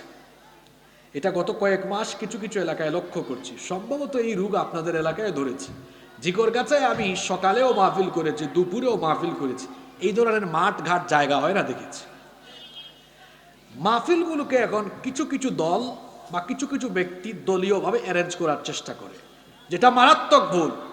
আমি এটার কঠোর নিন্দা এবং সমালোচনা আগেও করেছি, এখনও করছি। এই ইউটিউবার ভাইরা জানে, এরা বিভিন্ন মাহফিল আমার আগেও গিয়েছে, আমি এইসবের নিন্দা করতাম। কারণ হলো আল্লাহর কোরআনটা সবার। যে বক্তা দলীয় দৃষ্টিভঙ্গি মাথায় রেখে বক্তব্য দেয়, এই বক্তার বক্তব্যে মানুষ হেদায়াত হয় না। যে শ্রোতা দলীয় দৃষ্টিভঙ্গি মাথায় রেখে বক্তৃতা শুনে, এই শ্রোতাও কোনোদিন হেদায়াত পায় না। কোরআন বলতে হয়, শুনতে হয় একেবারে হেদায়াতের মন মগজ নিয়ে, তখন আল্লাহ হেদায়াত দিয়ে দিবেন। আজকে মাহফিলগুলো, রাগ করবেন না আপনারা, ইলেকশনের আগে বহু এমপি ক্যান্ডিডেটরা আমাদের পায়ে ধরতে পারে নাই, পায়ে ধরতে পারলেই হয়েছে। মানে হুজুরদেরকে আনবে একটু ফেস ভ্যালু ব্যবহার করে। হুজুরের বক্তব্যের আগে এটা বিভিন্ন দলের মানুষরা করেছে। এটা ফেসিবাদী আমলেও হয়েছে, আওয়ামী লীগের আমলে অনেক এমপি মন্ত্রী সাহেবরা আমাদেরকে ফোন দিতেন, ওই যে একটু মানুষ জমে, তারা ডাকলে তো আসে না লোকজন, এরকম করতেন, যেটাকে আমরা পছন্দ করি না। কেন পছন্দ করি না? আমরা মনে করি এই যে আজকে মাহফিল হয়েছে, এখানে আমি জানি লক্ষ লক্ষ টাকা খরচ হয়েছে, এখানে সব দলের মানুষরা অংশগ্রহণ করে। সুতরাং মাহফিলে সব মানুষের অংশগ্রহণ, পার্টিসিপেশন এবং কথাবার্তা এমন হওয়া উচিত যাতে করে শুধুমাত্র কাউকে নির্দিষ্ট করে কটাক্ষ করে বক্তৃতা চলবে, এটা কোনো মাহফিলের স্বভাব বা বৈশিষ্ট্য হতে পারে না। কুরআন হাদিস থেকে কথা বললে এটা যার উপরে যাবে সেটা যাবে, কিন্তু নাম ধরে শ্রেণীর মানুষ যাদের রূহকে ইল্লিনের মধ্যে রাখা হয়েছে, এই লোকটার রূহটাকেও ইল্লিনের মধ্যে না হবে, তখন তাকে অভিবাদন জানিয়ে বলা হবে, ইয়া আইয়াতুহান নাফসুল মুতমাইন্নাতু রজিই ইলা রাব্বিকি রাদিয়াতাম মারদিয়্যা ফাদখুলি ফি ইবাদি ওয়াদখুলি জান্নাতি। হে প্রশান্ত আত্মা, তুমি তোমার রবের সন্তুষ্টির দিকে আসো, আল্লাহর নেককার বান্দাদের সাথে আল্লাহর জান্নাতে ঢুকে যাও, শামিল হয়ে যাও। সুবহানাল্লাহ। আমরা এমন মওত চাই কি চাই না? আমি বলছিলাম না আজকে 15টা পয়েন্টে আলোচনা হবে। প্রথমেই বলেছি ভালো মৃত্যু আর খারাপ মৃত্যু। কয়টা পয়েন্ট গেল? এবার শোনেন, খুব জরুরি পয়েন্ট। খারাপ মৃত্যু তো আমরা কেউ চাই না, নাকি আপনারা চান? জোরে বলেন, কেউ চান? কেউ চাই না, সবাই ভালো মৃত্যু চাই। ভালো মৃত্যুর কিছু নিদর্শন আছে, সাইন, লক্ষণ আছে, নিদর্শন আছে, আলামত আরবিতে বলা হয়। ভালো মৃত্যুর আলামত হলো 60টা। কথা বুঝে থাকলে সবাই আওয়াজ করে বলেন তো, ভালো মৃত্যুর আলামত কয়টা? 60টা। কার ভালো মৌত হয়েছে বোঝা যাবে আলামত দেখে। এই 60টা পয়েন্ট মুখস্থ করতে পারবেন তো? এক, ভালো মৃত্যুর 1 নাম্বার আলামত হলো মৃত্যুর আগ পর্যন্ত জীবনটা আনন্দের হবে না। দুঃখ, কষ্ট, বালা, মুসিবত, এক কথায় পরীক্ষা আর পরীক্ষা। আদ-দুনিয়া সিজনুল লিল মুমিন ওয়া জান্নাতুল লিল কাফির। দুনিয়া মুমিনের জন্য কারাগার আর কাফিরের জন্য জান্নাত। কাফিরের জন্য দুনিয়াটা হলো জান্নাত, মুমিনের জন্য দুনিয়ায় কষ্ট থাকবে, দুঃখ থাকবে। আচ্ছা বলেন তো, দুনিয়ার চেয়ে আখিরাতের গুরুত্ব কম না বেশি? অনেক বেশি। দুনিয়া তো হলো তুচ্ছ, নগণ্য। আখিরাতের তুলনায় দুনিয়া কিছুই না। জান্নাতের তুলনায় দুনিয়ার এই নিয়ামত কত নগণ্য শুনেন। জান্নাতে এতটুকু পরিমাণ জায়গা সারা পৃথিবীর সবকিছুর চাইতেও আরো দামি। আল্লাহু আকবার, কত দামি। ভালো মৃত্যুর 1 নাম্বার আলামত হলো জীবনটা এত সহজ হবে না, রোগবালাই লেগে থাকবে, ব্যবসা বাণিজ্যে লস আসবে, দিনের পথে চললে হুমকি ধামকি আসবে, জেলে ঢুকায় দিবে, গুম করে নিয়ে যাবে, খুন করে ফেলবে, জবাই করে ফেলবে, হত্যা করে ফেলবে।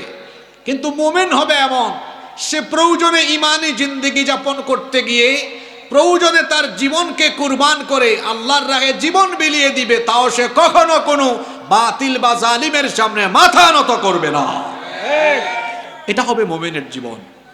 আমাদের জীবনে পরীক্ষা বেশি না নবীদের জীবনে পরীক্ষা বেশি? আচ্ছা বলেন তো, ঈমান কার বেশি, আমাদের না নবীদের? নবীদের ঈমান বেশি। এজন্য নবীদের জীবনে পরীক্ষাও এসেছিল সবচাইতে, নবীদের ঈমানের পরিমাণ বেশি। এই জন্য নবীদের জীবনে পরীক্ষাও ছিল বেশি। তিরমিজি শরীফের মধ্যে হাদিস এসেছে, আল্লাহর নবীকে জিজ্ঞেস করা হলো, আইয়ুন নাসি আশাদ্দু বালাআন, মানুষের মধ্যে সবচেয়ে বেশি বালা মুসিবতের সম্মুখীন হয়েছেন কারা? আল্লাহর নবী বললেন, আল আম্বিয়া ও সুম্মাল আমসালু ফাল আমসাল। সবচেয়ে বেশি ঈমানের পরীক্ষা দিয়েছেন আল্লাহর নবীরা, অতঃপর নবীদেরকে অনুসরণের দিক থেকে যারা সবচেয়ে বেশি অগ্রগামী তারা, অতঃপর তাদেরকে অনুসরণের দিক থেকে যারা সবচেয়ে বেশি অগ্রগামী, অতঃপর তারা। আল্লাহর নবী আরো বলেছেন, ফায়ুবতালার রাজুলু আলা হাসাবি দীনি, যার দিনদারিতা যত বেশি তার পরীক্ষাও হলো তত বেশি। আল্লাহ যাকে পরীক্ষা করেন বেশি, তার ঈমানের পরিমাণও তত বেশি। যার জীবনে পরীক্ষা কম, তার ঈমানটা এখনো ওই মাপে যায় নাই। ঈমানের পথ ফুল বিছানো নয়, বরং ঈমানের পথ হলো রক্ত পিচ্ছিল, রক্ত মাখা। ঈমানের পথ এতটা কুসুমাস্তীর্ণ নয়, ঈমানের পথ হলো কাটায় ঘেরা, কাটায় পরিপূর্ণ। এজন্য আমাদের পূর্বসূরীদের থেকে নিয়ে আজ অবধি আমরা দেখেছি যারা ঈমানের পথে চলেছেন কঠিন পরীক্ষার মুখোমুখি হয়েছেন। ঈমানের কারণে কেউ কেউ বাড়িঘর ছাড়া হয়েছেন, কেউ কেউ স্ত্রী সন্তান পরিবার হারিয়েছেন ঈমানের কারণে, কেউ বা এলাকা ছেড়ে বহু বছর পালিয়ে থেকেছেন ঈমানের কারণে, কেউ বা আবার ফাঁসির দড়িতে ঝুলেছেন ঈমানের কারণে, কেউ বা আবার শাহাদাতের নজরানা পেশ করেছেন। মুমিনের জীবন এমন হয়, মুমিন প্রয়োজনে মরে যাবে, জীবন দিয়ে দিবে, কিন্তু ঈমান দিয়ে দিবে। মুমিনের কাছে জীবনের চেয়ে ঈমানের দাম কম না বেশি? আরো জুড়ে বলেন, কম না বেশি? এজন্য মুমিন মরতে জানে, ঈমান দিতে জানে না। নবীর এত এত পরীক্ষা দিয়েছেন। শুনেন কয়েকজন নবীর কথা বলি। কোন নবী এমন আছেন যাকে তার উম্মতের মধ্যে এমন কিছু কাফের ছিল, পিটাতে পিটাতে পিটাতে পিটাতে বেহুশ করে ফেলেছে। সেই নবীর নাম হলো নূহ আলাইহিস সালাম। কোন নবী এমন আছেন যাকে করাত দিয়ে কেটে 2 টুকরা করে ফেলা হয়েছে। কোন নবী এমন আছেন যিনি মাছের পেটের ভেতরে গিয়ে পরীক্ষা দিয়েছেন। কোন নবী এমন আছেন যিনি দীর্ঘ সময় পর্যন্ত 18 বছর পর্যন্ত অসুস্থ ছিলেন, নাম হলো আইয়ুব আলাইহিস সালাম। কোন নবী তো এমন আছেন যিনি আগুনের পরীক্ষা দিয়েছেন, জাতির পিতা ইব্রাহিম আলাইহিস সালাম। আমাদের নবীও তো কম পরীক্ষা দেন নাই। আমাদের নবী ঈমানের দাওয়াত দিতে গিয়ে তায়েফের ময়দানে তার পবিত্র শরীর থেকে কাফেররা রক্ত ঝরিয়েছে। উহুদে আমার নবীর দান মুবারক শহীদ হয়েছে। সাফা পাহাড়ে যেদিন প্রথম দাওয়াত দিয়েছেন, আবু জেহেল আমার নবীর আবু লাহাব আমার নবীর মাথা ফাটিয়ে দিয়েছে, রক্তাক্ত করেছে। ঈমানের পথ হলো এমন, এই পথে চললে রক্ত দেওয়া লাগবে, জীবন দেওয়া লাগবে। হয়তো এখন খুব সুসময় বইছে, ভবিষ্যতে এমন সময় আসতে পারে রক্ত আর জীবন দেওয়া লাগতে পারে। তখন কি আমরা কাপুরুষের মতো থাকবো নাকি? রক্ত আর জীবন দেওয়া দরকার হলে সবার আগে কারা এগিয়ে গিয়ে আল্লাহর দ্বীনের জন্য রক্ত আর জীবন দিতে পারবেন? আল্লাহকে একটু হাত তুলে দেখান তো। মাশাআল্লাহ, হাত নামান, আল্লাহ কবুল করেন। ভালো মৃত্যুর 1 নম্বর আলামত হলো জীবন দুঃখের হবে না কষ্টের হবে? বুখারী শরীফের হাদিস, আল্লাহর নবী বলেছেন, মান ইউরিদিল্লাহু বিহি খাইরান ইউসিবু মিন। আল্লাহ যার ভালো চাইবেন আল্লাহ তাকে বেশি বেশি মুসিবত দিবেন, কষ্ট দিবেন। তো আমাদের জীবনে রোগ বালাই আসবে। আজকের মাহফিলে কি মহিলারা আছেন নাকি? মা বোনরা রাগ করবেন না, মা বোনদের কিন্তু সবর একটু অনেক জায়গায় বেশি, আবার অনেক জায়গায় কম। যেমন সন্তান জন্ম দিতে গিয়ে তাদের সবরের মাত্রা দুনিয়ার সবচাইতে বেশি, আবার কিছু কিছু ক্ষেত্রে তাদের সবর কম। দেখা যায় মাঝে মাঝে হাজব্যান্ড একটু উপার্জন কম করে বেসবর হয়ে যায়। তুমি কি করো? তোমার সাথের ভাই এত টাকা উপার্জন করে। এরকম বেসবরই আছে না নাই? এরকম বেসবরি করবেন না। আপনার স্বামীকে ভালো পথে, দিনের পথে রাখার জন্য আপনি চেষ্টা করবেন। একজন ভালো স্ত্রী চাইলে তার খারাপ স্বামীকেও ভালো পথে আনতে পারে কি পারে না? এজন্য স্বামীকে সব সময় মোটিভেট করবেন, দিনের পথে রাখার চেষ্টা করবেন। আপনার স্বামীকে নামাজের কথা বলবেন। আপনারাও আপনার স্ত্রীকে মহব্বত করবেন। অনেকে আছেন পাশের বাড়ির ভাবির সাথে নরম গলায় কথা বলে, আর ভাবির সাথে তার নিজের বউয়ের সাথে গরম গলায় কথা বলে, আছে না নাই? জিগর গাছায় কাপড়ের দোকান আছে, তার কাপড়ের দোকানে যখন ঈদের সময় কিছু আপুর আসছে, কয় ভাবি, আপু, আন্টি আসেন, খুব সুন্দর সুন্দর কাপড় আছে, নরম কথা বলে। যখন এটা ট্রাই করে কয় ওয়াও, খুব ভালো লাগছে। তার বউ ফোন দিয়েছে, হ্যাঁ, একটু খোঁজখবর নেওয়ার জন্য, ওগো কি করছো, শরীর ঠিক আছে কিনা। ফোন ধরে বলছে, আপনারা হাসতেছেন, এরকম বাস্তবতা আছে না নাই? তো বউয়ের সাথে গরম, পরনারীর সাথে নরম, এটা কি ঠিক হলো? হ্যাঁ, খালি যে ভাবিদের কথা বলবো, আপনাদের অবস্থাও তো এমন। আপনারা তো কেউ কেউ নবাবজাদা নসরুল্লাহ, বউয়ের সাথে দাসী বান্দির মতো আচরণ করেন। যারা বউকে মূল্যায়ন করে না, এরা জীবনে ভালো কোনো পর্যায়ে, ভালো কোনো স্থানে যেতে পারে না। প্রত্যেকটা পুরুষের সফলতার পেছনে একজন নারীর অবদান আছে না নাই? আছে। বউকে পাশে রাখবেন, সাথে রাখবেন, বউকে মহব্বত করবেন।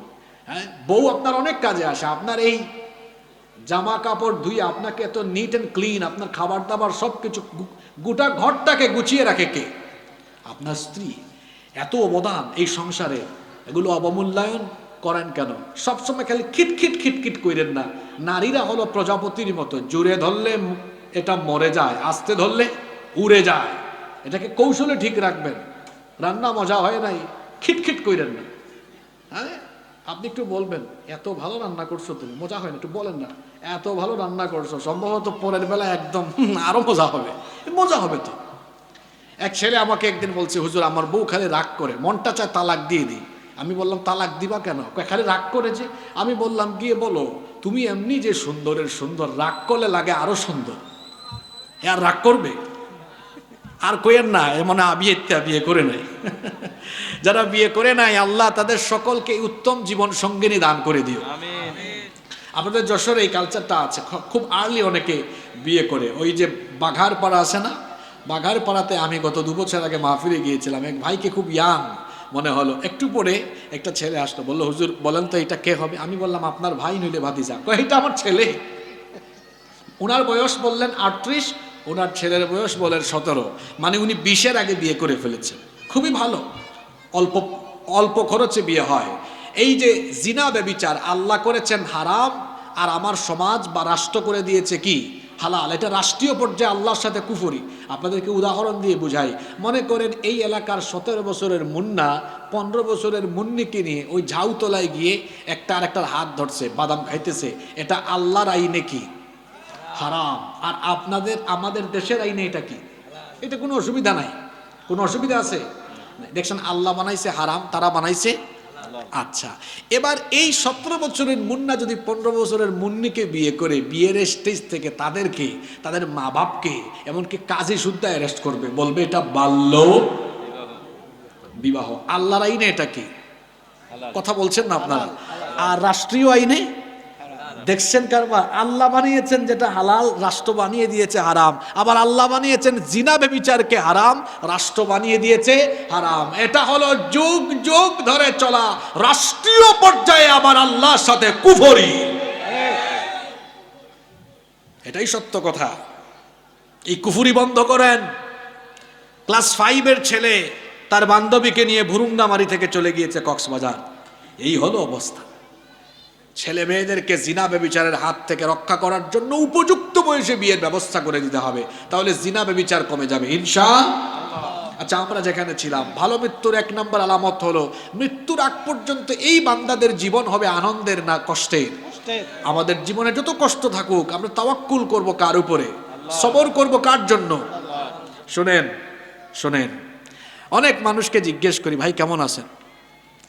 উফ হুজুর ব্যবসায় লস বলিয়েন না। এই যে মুখটা গুমরা করে জবাব দিল।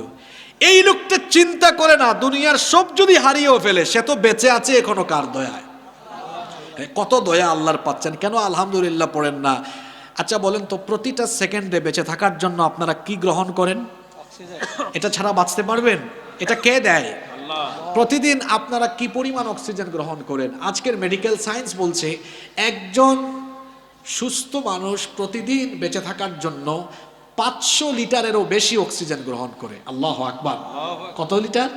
500 লিটার। এটার দাম কত? প্রায় 6 লক্ষ টাকা। 5 লক্ষের বেশি হয়। আমি যদি 5 লক্ষ টাকাও ধরি, তাহলে আমি আপনি প্রতিদিন বেঁচে থাকার জন্য প্রতিদিন কয় লাখ টাকার অক্সিজেন লাগে? 5 লাখ। প্রতিদিন লাগে 5 লাখ। মাসে লাগে কত? 5-30-এ কত হয়? 150 লক্ষ। মানে প্রতি মাসে আমাদের বেঁচে থাকার জন্য দরকার 1.5 কোটি টাকার অক্সিজেন। আছে না কি এত টাকা? আর বছরে লাগে কত? 18 কোটি টাকা। চিন্তা করেন তো, জন্মের পর থেকে নিয়ে আজ অবধি বিলিয়ন মিলিয়ন ট্রিলিয়ন ডলারের অক্সিজেন গ্রহণ করেছি। আল্লাহকে কোনো পেমেন্ট দিতে হয়েছে? এই যে আল্লাহ অক্সিজেনের নিয়ামত দিয়ে বাঁচিয়ে রাখলেন, শুকরিয়া আদায় করা দরকার কার? হ্যাঁ, আহারে কত নিয়ামত আল্লাহ দিয়েছেন। এই তো বেঁচে আছেন। আরেকটা নিয়ামত হলো হাদিসে যেটাকে বলা হয়েছে, একবার আপনাদের কষ্ট হচ্ছে নাকি? রসুলের চাচা আব্দুল্লাহ ইবনে আল্লাহ রসুলের চাচা আব্বাস রাদিয়াল্লাহু আনহু, তিনি গিয়ে আল্লাহ রসুলকে বললেন, আমাকে আপনি একটা দোয়া শেখান যেটা সবসময় আল্লাহর কাছে করব। আল্লাহ রসুল বললেন, হে চাচা, আল্লাহর কাছে দোয়া করলে প্রথমেই আপনি যে দোয়াটা করবেন সেটা হচ্ছে সালুল্লাহাল আফওয়া ওয়াল আফিয়া। সবার আগে আল্লাহর কাছে সুস্থ থাকার দোয়া করবেন। কেন? ফা ইন্না আহাদাল লাম ইউতা বা'দাল ইয়াকিনি খায়রাম মিনাল আফিয়া। কারণ ঈমানের পরে পৃথিবীতে সুস্থতার চেয়ে দামি আর কোনো নিয়ামত নাই। এই যে আদ্দিন সকিনা হাসপাতাল একটা আছে না এখানে, মনে করেন এখানে কেউ আইসিইউর মধ্যে আছে, এই বেটার 1000 কোটি টাকার সম্পদ আছে। কত হাজার কোটি টাকা? তাকে যদি কেউ গিয়ে বলে আইসিইউর ভেতরে, ভাই আপনারে আরো 3000 কোটি টাকা দিব, আর আরেকজন গিয়ে বলে ভাই আপনার সুস্থ হওয়ার ওষুধ দিব, সে নিবে কোনটা? এখানে টাকাও নিবে না। এই মনে করেন একজন রুগী, এখান থেকে একজন রুগীর সামনে আপনি 6-7 আইটেমের খাবার দিলেন। এখানে বিফ দিলেন, চিকেন দিলেন, ফিশ দিলেন, ভেজিটেবল দিলেন, হ্যাঁ সেখানে আপনি মাটন দিলেন, আপনি এখানে বারবিকিউ দিলেন, অনেক কিছু দিলেন। এই লোকটা অসুস্থ, মুখে রুচি নাই, কিচ্ছু খাইতে পারবে? আর আরেক লোক সারাদিন ভ্যান চালাই আসছে, মুখে রুচি আছে, তার সামনে এগুলো দিয়ে দেখেন কিচ্ছু থাকবে না। তাহলে বোঝা গেল মুখে রুচি থাকা এটাও কার নেয়ামত। অনেক মানুষ রাতের বেলা ঘুমাইতেই পারে না, এই পাশে ওই পাশে যায়, আর কেউ আছে শুইলেই ঘুম চলে আসে। ঘুম এটা কার রহমত, কার নেয়ামত? শুনেন, এই জন্য আমি বলি এই তিনটা জিনিস থাকলে সারা দিন আল্লাহর শুকরিয়া করবেন। এক, বেঁচে আছেন, নিঃশ্বাস নিতে পারেন। দুই, সুস্থ আছেন। তিন, মুখে রুচিও আছে। মুখে রুচি থাকলে আলু ভর্তা ডাল ভাতও মজা লাগে। মুখে রুচি না থাকলে রুস্ট পোলাও দিলেও আপনার স্বাদ লাগবে না। এজন্য সব সময় শুকরিয়া করবেন কার? জোরে বলেন, শুকরিয়া করবেন কার? আল্লাহ শুকরিয়া করবেন, তাহলে নেয়ামত বাড়িয়ে দিবেন কে? একটা ঘটনা আমার মনে পড়েছে, ঘটনাটা বলবো। আরবের একজন বিখ্যাত মনীষী তার একটা আরবি কিতাবে এই ঘটনাটা লিখেছেন। একবার এক আলেমের কাছে এক লোক এসেছে, এসে বলতেছে, ভাই আমি খুব গরিব মানুষ, আমাকে একটু সাহায্য করেন। তিনি বলতেছেন, তুমি কি গরিব, আসলেই গরিব? বলতেছেন, হ্যাঁ আমি আসলেই গরিব। তিনি বললেন, তুমি কিছু মনে করো না, তোমার যে দুইটা চক্ষু আছে, দুইটা চক্ষু আমাকে দিয়ে দাও, 1,00,000 দিনার দিব। 1,00,000 টাকা না, কিন্তু 1,00,000 দিনার। সে বলল, অসম্ভব। তিনি বলেন, তাহলে শোনো, দুইটা হাত আছে, একটা হাত দাও, তুমি যেহেতু গরিব মানুষ, 1,00,000 দিনার দিব। কয় না, ঢং করেন মিয়া, ফাইজলামি করেন। তারপরে বলতেছে, তাহলে একটা পা কেটে দিয়ে দাও, 1,00,000 দিনার দিব। কয়, আপনি তো খুব দুষ্ট লোক, আপনি 1,00,000 কেন, আরো বেশি দিলেও তো দিব না আমি এগুলো। তখন এই মনীষী তাকে বললেন, তুমি যে তোমাকে গরিব বললে, এটা কেন বললে বলো? যেখানে তোমার শরীরে এত দামি দামি অঙ্গ প্রত্যঙ্গ আছে, তুমি নিজেই বলছো এটা টাকা দিয়ে মূল্যায়ন করা যাবে না, সেখানে তুমি দরিদ্র হও কিভাবে? আল্লাহর শুকরিয়া করো। আমার কাছে এসেছো, বলতে পারো যে আমাকে এমনি কিছু সাহায্য করো, কিন্তু নিজেকে কখনো এভাবে নিজের পরিচয় দিও না, কারণ তোমার সুস্থতা এখনো আছে, তুমি এখনো আল্লাহর এই পৃথিবীতে আল্লাহর নেয়ামত প্রাপ্ত বান্দা হিসাবে তুমি এখনো বেঁচে আছো, আলহামদুলিল্লাহ। এজন্য নেয়ামতের শুকরিয়া করবেন, বাড়িয়ে দিবেন কে? এক নাম্বারে বলছিলাম, ভালো মৃত্যুর এক নাম্বার আলামত হলো, ভালো মৃত্যু তারাই পায় যারা জীবনে পরীক্ষা দেয়, বিভিন্ন কঠিন সময়ে, দুঃসময়ে আল্লাহর উপর ভরসা করে এদেরকে ভালো মৃত্যু নসিব করে যিনি দিবেন তিনি কে?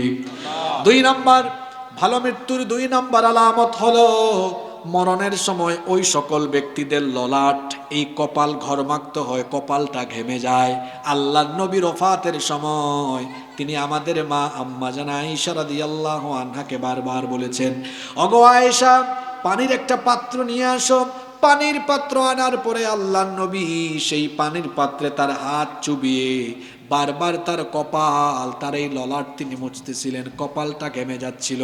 আল্লাহর নবী বলেছেন, এই হাদিসটি তিরমিজি, নাসাই, মুসনাদে আহমদ বিখ্যাত হাদিসের 3টি গ্রন্থে বর্ণিত হয়েছে। আল্লাহর নবী বলেছেন, আল মুমিনু ইয়ামুতু বিআরাকিল জাবিন, মুমিন ব্যক্তি কপালে হালকা ঘাম নিয়ে ইন্তেকাল করে। তাহলে ভালো মৃত্যুর 2 নাম্বার আলামত জানলাম, মরণের সময় কপালটা ঘেমে যাওয়া। ভালো মৃত্যুর 3 নাম্বার আলামত হলো জুমার রাতে কিংবা জুমার দিনে মৃত্যুবরণ করা। আল্লাহর নবী বলেছেন, মা মিন মুসলিমিন ইয়ামুতু ইয়াউমাল জুমআতি আও লাইলাতাল জুমআতি ইল্লা ওয়াকাহুল্লাহু ফিতনাতাল কবর। আল্লাহর নবী বলেছেন, যে মুসলমান ঈমান নিয়ে জুমার রাতে বা জুমার দিনে মারা যায়, তাকে কবরের শাস্তি থেকে যিনি বাঁচিয়ে দিবেন তিনি কে? তবে জুমার রাতে বা জুমার দিনে মরলেই হবে না, শর্ত আছে এখানে। শর্ত হলো কি থাকা লাগবে? ঈমান। আমাদের ঈমান এমন, সকালে থাকে বিকালে চলে যায়। ঈমানটা তো ঠিক রাখা এই জামানায়, আল্লাহর নবী বলেছেন আখিরি জামানায় ঈমানকে টিকিয়ে রাখা হবে সবচেয়ে বড় চ্যালেঞ্জের ব্যাপার। ঈমানকে টিকিয়ে রাখা, দিনের উপর থাকা এতটা কঠিন হবে। হাদিসে এসেছে, কাল কাবিদি আলাল জামর, কয়লার উপর দাঁড়িয়ে থাকা যত কঠিন হবে শেষ জামানায়, ঈমান বাঁচিয়ে রাখা তার চেয়ে কঠিন হবে। আল্লাহ রাসূল বলেছেন, সকালে ঈমানদার থাকবে, সন্ধ্যায় বা বিকেলে কাফের হয়ে যাবে। রাতে ঈমানদার থাকবে, সকাল হওয়ার আগে ঈমান হারা হয়ে যাবে। কত যুবকেরা এই মোবাইল নামক এই উপাদানকে ব্যবহার করে সারা রাত জিনা বেবিচারে মত্ত থেকে গুনাহের সাগরে ডুবে থেকে ঈমান হারা হয়ে নিজের ঈমানকে ধ্বংস করে দিচ্ছে। কথা ঠিক না বেঠিক? ঈমান বাঁচিয়ে রাখা এত সহজ নয়। ইমানের হেফাজত করা শেষ জামানায় আমলের চাইতে ইমানের হেফাজত করা হয়ে যাবে গুরুত্বপূর্ণ। ইমান ছাড়া আমলের দাম আছে? কথা বলেন, ইমান ছাড়া আমলের দাম আছে? আগে ইমান না আগে আমল? ইমান ছাড়া নেক আমলের কোনো দাম নাই। মনে করেন একজন হিন্দু শ্রী শ্রী হরিপদ কৃষ্ণ, সে 1 কোটি টাকা দান করেছে, আর আমার সম্মানিত এই ব্যক্তি তিনি কি করলেন? 5 টাকা দান করেছেন। আপনারা বলেন তো, শ্রী শ্রী হরিপদ কৃষ্ণ 1 কোটি টাকা দান করে আল্লাহর কাছ থেকে পুরস্কার পাবে, না উনি 5 টাকা দান করলে পুরস্কার পাবে? কেন? উনার কি আছে আর তার কি নাই? ইমান নাই। ইমান ছাড়া নেক আমলের আল্লাহর কাছে কোনো দাম। এজন্য জুমার রাতে বা জুমার দিন ইন্তেকাল করলে কবরের শাস্তি থেকে আল্লাহ বাঁচাবেন। শর্ত কি থাকা লাগবে? 4 নাম্বার, ভালো মৃত্যুর 4 নাম্বার আলামত হলো শাহাদাতের মৃত্যু, শহীদি মৃত্যু। জিহাদ ফি সাবিলিল্লাহ, আল্লাহর পথে জিহাদ করতে গিয়ে, দিন কায়েমের আন্দোলন করতে গিয়ে, ইসলামী আন্দোলনের পথে থাকতে গিয়ে যারা আল্লাহর রাহে আল্লাহর দ্বীনের জন্য জীবনকে কুরবানি দিয়ে দিবেন, এটা শুধু ভালো মৃত্যু নয়, বরং এটা হলো সর্বশ্রেষ্ঠ মৃত্যু, আফদালুল মউত। সর্বশ্রেষ্ঠ মৃত্যু হলো শাহাদাতের মৃত্যু। কারণ শহীদি মৃত্যুতে এমন মর্যাদা। আমার দিকে তাকান, ভালো করে প্রশ্নটার উত্তর দেন দেখি। আপনাদের এই হারিয়া দেয়ারা এলাকায় 1 লোকের ক্যান্সার হয়েছে, অথবা হার্ট অ্যাটাক করেছে, ব্রেইন স্ট্রোক করেছে, ফুসফুসে অথবা তার কিডনিতে সমস্যা হয়েছে, লাস্ট স্টেজে চলে গিয়েছে, মারা গিয়েছে। বলেন তো, এই ধরনের কঠিন দুরারোগ্য ব্যাধিতে আক্রান্ত হয়েও কেউ যদি মারা যায়, মৃত্যুর পরে তার হিসাব এবং বিচার আছে না নাই? সবাই বলেন আছে না নাই? যেভাবেই আপনি মারা যান না কেন, অবশ্যই মৃত্যুর পরে হিসাবও আছে, বিচারও আছে। কিন্তু যারা শহীদ হয়, শহীদদের কোনো হিসাবও হয় না, বিচারও হয় না। বিনা বিচারে বিনা হিসাবে আল্লাহ তাদেরকে জান্নাত দান করে দেন। শাহাদাতের মউত হলো শ্রেষ্ঠ মউত। এই জন্য আল্লাহর রাসূল তিনি নিজেই শহীদ হওয়ার জন্য সব সময় আকাঙ্ক্ষা লালন করতেন, আকাঙ্ক্ষা পোষণ করতেন। আল্লাহর নবী বলতেন, আমার ইচ্ছে হয় আমি আল্লাহর পথে লড়াই করে জীবনটা দেই, শহীদ হই। আবার যদি আল্লাহ জীবন দেন, মনটা চায় আবার আমি শহীদ হয়ে যাই।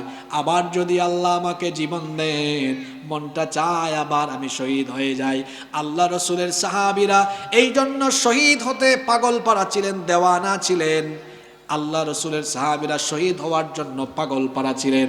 অর্ধ পৃথিবী যিনি শাসন করেছেন, সাইয়েদনা ওমর ইবনুল খাত্তাব রাদিয়াল্লাহু আনহু, তিনি সব সময় আল্লাহর কাছে একটি দোয়া করতেন, আল্লাহুম্মা রযুকনি শাহাদাতান ফি সাবিলিক ওয়াজআল মাউতি ফি বালাদি রাসূলিক। হে আল্লাহ, তোমার বান্দা ওমরকে তুমি রাসূলের পবিত্র এই শহরে মৃত্যু দিও, আর মৃত্যুর সময় শাহাদাতের মৃত্যু নসিব করে দিও। মরতেই হবে যখন শহীদি মরণ দিও আমাকে, শাহাদাত জানি শুধুই জীবন, সে মরণ দিও আমাকে। মরতেই হবে যখন শহীদি মরণ দিও আমাকে। শাহাদাতের মউত হলো শ্রেষ্ঠ মউত। যারা শহীদ হয়, আল্লাহ বলেছেন তাদেরকে মরহুম বলো না, মৃত বলো না। কি আশ্চর্য কথা! এই হারিয়া দেয়ারা এলাকায় কেউ মারা গেলে আমরা বলি মরহুমের জানাজার নামাজ, মরহুমার জানাজার নামাজ সকাল 8টায় হবে, এরকম ঘোষণা দেওয়া হয় কি হয় না? আল্লাহ বলেছেন, খবরদার যারা মারা যাবে, ওয়ালা তাকুলু লিমান ইউকতালু ফি সাবিলিল্লাহি আমওয়াত, তোমরা তাদেরকে মৃত বলো না, বরং আব্দুল মজিদ স্বাভাবিকভাবে মারা গেলে আমরা বলি মরহুম আব্দুল মজিদ। কিন্তু যদি শহীদ হয়, আল্লাহ বলেছেন খবরদার মরহুম বলো না, বলবে শহীদ আব্দুল মজিদ। কারণ শহীদেরা মরে না, শহীদরা মৃত্যুর সঙ্গে সঙ্গেই বিনা হিসাবে বিনা বিচারে জান্নাতের সবগুলো দুয়ার আল্লাহ তাদের জন্য খুলে দেন। সুবহানাল্লাহ। আল্লাহর পথে যারা জীবন দিল,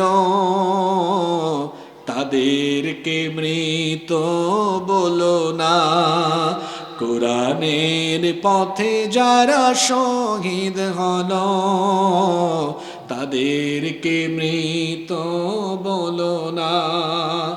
অন্যায় আর মিথ্যার সাথে আপোষ করেনি তারা কোনো মতে। লাল তাজা খুন ঢেলে দিয়ে গেছে এই নগরীর বহু রাজপথে। মৃত্যু তাদের কাছে নয় তো মৃত্যু আরেক নাম নবজীবনের। হে খোদা মৃত্যুর এই কামনা, হে খোদা মৃত্যুর এই বাসনা, দাও অন্তরে সব মুমিনের তাদেরকে মৃত বলো না। দ্বীনের পথে যারা শহীদ হলো তাদেরকে মৃত বলো না। বলেন আল্লাহু আকবার। এই মৃত্যু কে না চায়? আপনারা চান কিনা জানি না। আর তুললেই তো আমি আল্লাহকে বলি, আল্লাহ যেদিন মৃত্যু দিবা, শহীদি মৃত্যু দিবা, এমন মৃত্যুইতে আমরা চাই। মরার পরে হিসাবও নাই, বিচারও নাই, বিনা বিচারে বিনা হিসাবে আল্লাহ জান্নাত দিয়ে দেন। সুবহানাল্লাহ। এরকম মৃত্যু আপনারা চান কি চান না? আল্লাহর পথে যারা শহীদ হয় এটা ভালো মৃত্যু, শুধু ভালো নয়, এটা শ্রেষ্ঠ মৃত্যু। তবে আল্লাহর পথে লড়াই না করেও কিছু কিছু মৃত্যু আছে, এভাবে মৃত্যুবরণ করলে আল্লাহ রসুল বলেছেন তাদেরকে আল্লাহ শাহাদাতের মর্যাদা দিয়ে দেন। অনেকগুলো হাদিস টানতে হবে, লম্বা হয়ে যাবে, এই জন্য আমি খুলাসা করে বলি। যেমন যারা মহামারীতে আক্রান্ত হয়ে মারা যায়, পেটের পীড়ায় মারা যায়, আগুনে পুড়ে মারা যায়, দুর্ঘটনায় পতিত হয়ে মারা যায়, পানিতে ডুবে মারা যায়, দেয়াল পিষ্ট হয়ে বা চাপা পড়ে মারা যায়, এদেরকেও মৃত্যুর পরে শাহাদাতের মর্যাদা আল্লাহ দিবেন যদি তার ঈমান থাকে। ঈমান থাকলে এদেরকে শাহাদাতের মর্যাদা দিয়ে দিবেন কে? আল্লাহ। এই যে 3-4 দিন আগে দৌলতদিয়া ফেরিঘাটে একটা ভয়াবহ দুর্ঘটনা হয়েছে, নিশ্চয়ই আপনারা জানেন, তাই না? একটা বাস ডুবে গেল না? আমরা দোয়া করছি আল্লাহ এখানে যারা যারা ঈমানদার ছিল, যারা মৃত্যুবরণ করেছে, যারা যারা ঈমানদার ছিল, ঈমান ছিল যাদের, তাদের সকলকে তুমি শাহাদাতের মর্যাদা দিয়ে দাও। আরে দুর্ঘটনার কথা বললেই তো ভয় লাগে। আজকেও যে আসছি 2-3 জায়গায় যে চাপ মারছে, এই যে রাস্তাঘাটে ভয়াবহ বেপরুয়া অনিয়ম চলছে। আমি এখন কিছু কথা বলবো, আপনারা কেউ মনে কষ্ট নেবেন না। আমি আগেই বলে দিচ্ছি, কোরআনের মাহফিল হলো নির্দলীয়, নিরপেক্ষ। কথা ঠিক না বেঠিক? আজকে মাহফিলগুলোর শান মান ঐতিহ্য হারিয়ে যাচ্ছে। এটা গত কয়েক মাস কিছু কিছু এলাকায় লক্ষ্য করছি। সম্ভবত এই রোগ আপনাদের এলাকায় ধরেছে। জিকরগাছায় আমি সকালেও মাহফিল করেছি, দুপুরেও মাহফিল করেছি। এই ধরনের মাঠ ঘাট জায়গা হয় না দেখেছি। মাহফিলগুলোকে এখন কিছু কিছু দল বা কিছু কিছু ব্যক্তি দলীয়ভাবে অ্যারেঞ্জ করার চেষ্টা করে, যেটা মারাত্মক ভুল। আমি এটার কঠোর নিন্দা এবং সমালোচনা আগেও করেছি, এখনও করছি। এই ইউটিউবার ভাইরা জানে, এরা বিভিন্ন মাহফিল আমার আগেও গিয়েছে। আমি এইসবের নিন্দা করতাম, কারণ হলো আল্লাহর কোরআনটা সবার। যে বক্তা দলীয় দৃষ্টিভঙ্গি মাথায় রেখে বক্তব্য দেয়, এই বক্তার বক্তব্যে মানুষ হেদায়াত হয় না। যে শ্রোতা দলীয় দৃষ্টিভঙ্গি মাথায় রেখে বক্তৃতা শুনে, এই শ্রোতাও কোনোদিন হেদায়াত পায় না। কোরআন বলতে হয়, শুনতে হয় একেবারে হেদায়াতের মন মগজ নিয়ে, তখন আল্লাহ হেদায়াত দিয়ে দিবেন। আজকে মাহফিলগুলো রাগ করবেন না আপনারা, ইলেকশনের আগে বহু এমপি ক্যান্ডিডেটরা আমাদের পায়ে ধরতে পারে নাই, পায়ে ধরতে পারলেই হয়েছে। মানে হুজুরদেরকে আনবে একটু ফেস ভ্যালু ব্যবহার করে। হুজুরের বক্তব্যের আগে এটা বিভিন্ন দলের মানুষরা করেছে। এটা ফেসিবাদী আমলেও হয়েছে, আওয়ামী লীগের আমলেও অনেক এমপি মন্ত্রী সাহেবরা আমাদেরকে ফোন দিতে, ওই যে একটু মানুষ জমে, তারা ডাকলে তো আসে না লোকজন, এরকম করতেন, যেটাকে আমরা পছন্দ করি না। কেন পছন্দ করি না? আমরা মনে করি এই যে আজকে মাহফিল হয়েছে, এখানে আমি জানি লক্ষ লক্ষ টাকা খরচ হয়েছে, এখানে সব দলের মানুষরা অংশগ্রহণ করে। সুতরাং মাহফিলে সব মানুষের অংশগ্রহণ, পার্টিসিপেশন এবং কথাবার্তা এমন হওয়া উচিত যাতে করে শুধুমাত্র কাউকে নির্দিষ্ট করে কটাক্ষ করে বক্তৃতা চলবে, এটা কোনো মাহফিলের স্বভাব বা বৈশিষ্ট্য হতে পারে না। কুরআন হাদিস থেকে কথা বললে এটা যার উপরে যাবে সেটা যাবে, কিন্তু নাম ধরে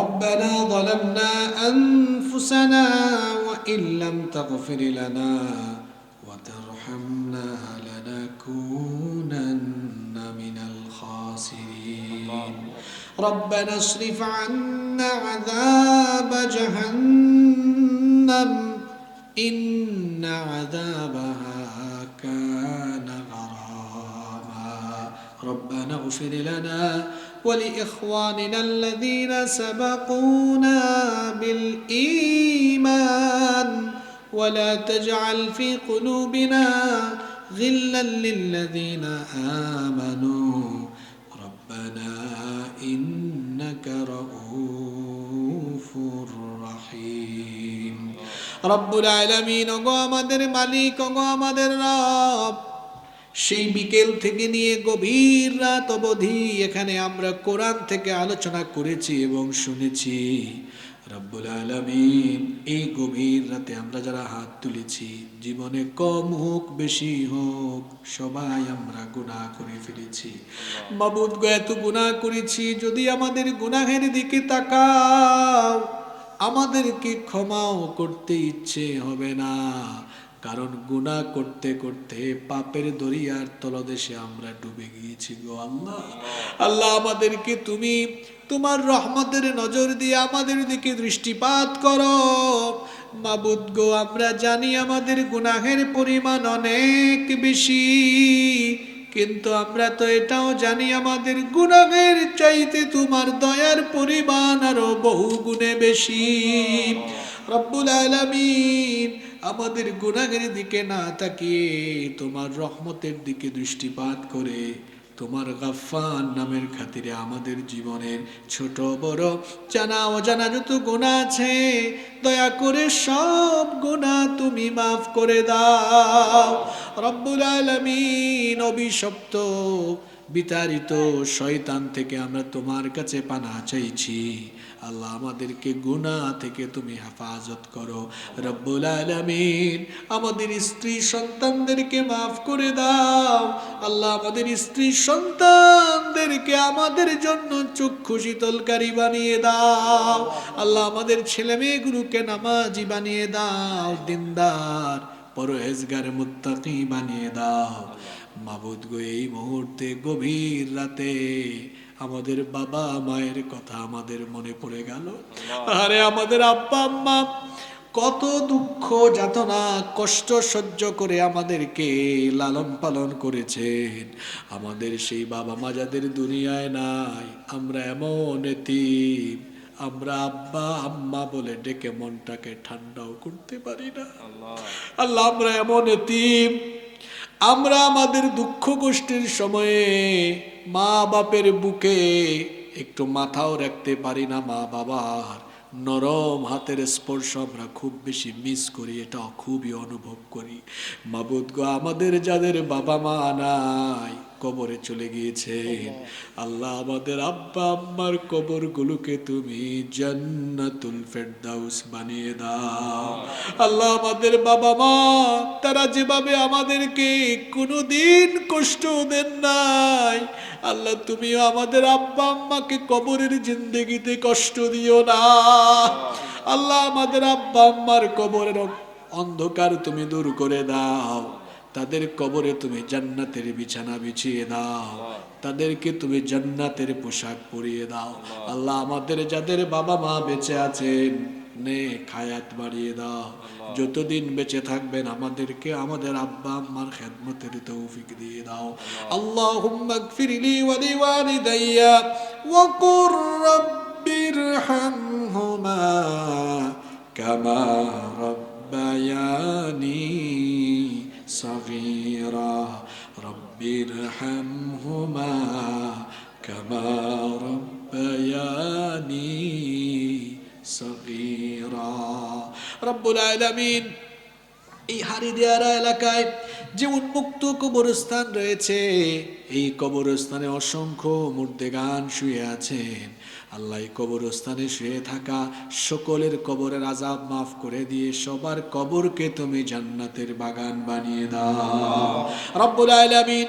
আমাদের মধ্যে যারা অসুস্থ তাদেরকে শিফা দান করে দাও আল্লাহ। এখানে যারা হাত তুলেছেন অনেকের অনেক সমস্যা, যে যে সমস্যায় আছেন আল্লাহ সমাধানের ব্যবস্থা করে দাও।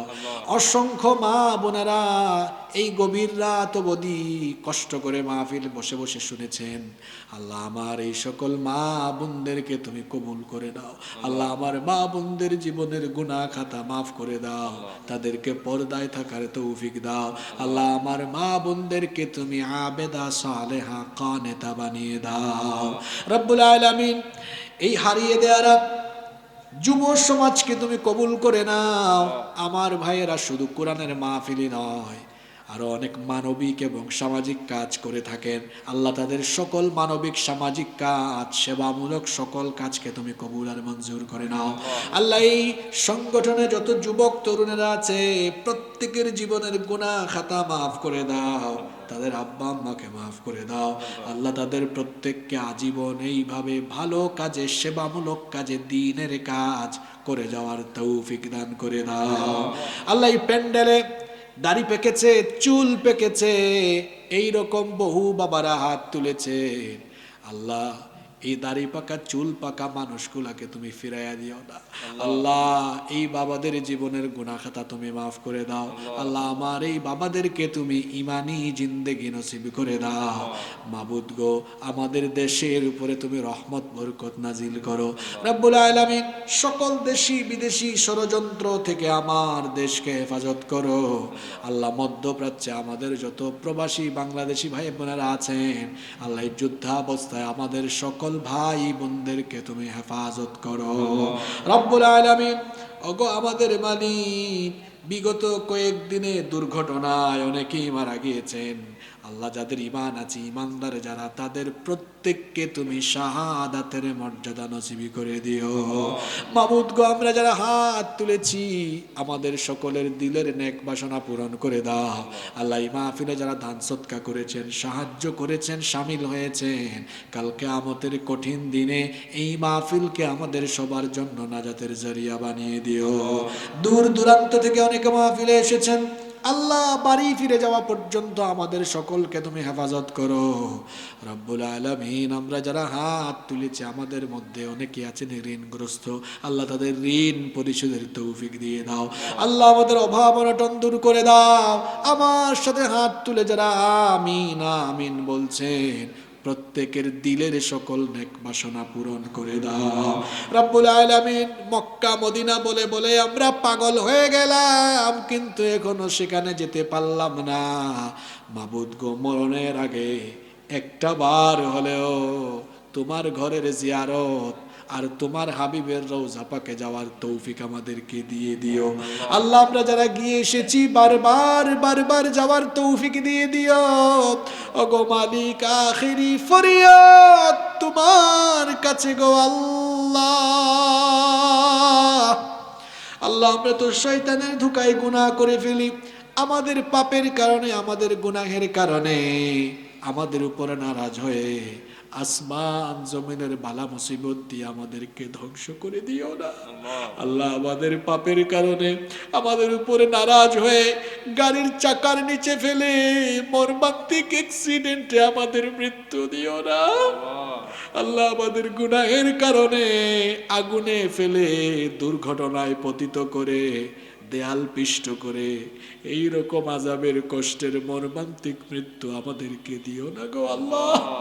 আল্লাহ আমাদের পাপের কারণে আমাদের উপর বেজার হয়ে এমন কোন কঠিন রোগ দিও না যেই রোগের কোনো চিকিৎসাও দুনিয়াতে পাওয়া যায় না আল্লাহ। আমাদের পাপের কারণে এমন কোন কঠিন দুরবস্থায় ফেলো না যাতে করে বিছানায় পেশাব পায়খানা করে চিৎকার দিয়ে দিয়ে কষ্ট করে করে দুনিয়ার থেকে যাওয়া লাগে আল্লাহ। আমাদেরকে ইজ্জতের হায়াত আর ইজ্জতের মওত নসিব করে দিও আল্লাহ। আমাদের সকলকে সুস্থতা, ইবাদত আর শুকরগুজারি জিন্দেগি নসিব করে দাও আল্লাহ আমাদের যখন দুনিয়া থেকে যাওয়ার সময় এসে যাবে, আমাদেরকে তুমি নামাজরত অবস্থায়, তাহাজ্জুদের সাজদারত অবস্থায়, কোরআনে কারীম তেলাওয়াতরত অবস্থায়, জুমার রাতে, জুমার দিনে, রমাদানের বরকতময় মাসে, তাও যদি নসিবে না হয়, তোমার হাবিব এবং তার সাহাবীরা হাত তুললেই যে মৌতের জন্য আহাজারি করেছেন, ফরিয়াদ করেছেন, সেই সবচাইতে শ্রেষ্ঠ মর্যাদা সম্পন্ন মৌত, শাহাদাতের মৌত আমাদেরকে নসিবি করে দিও। আর মরণের সময় আমাদেরকে পবিত্র বানিয়ে আমাদের জবান থেকে মধুর কালেমা নসিবি করে দিও। লা ইলাহা ইল্লাল্লাহ মুহাম্মাদুর রাসূলুল্লাহ। আসসালামু আলাইকুম ওয়া রাহমাতুল্লাহি ওয়া বারাকাতুহু।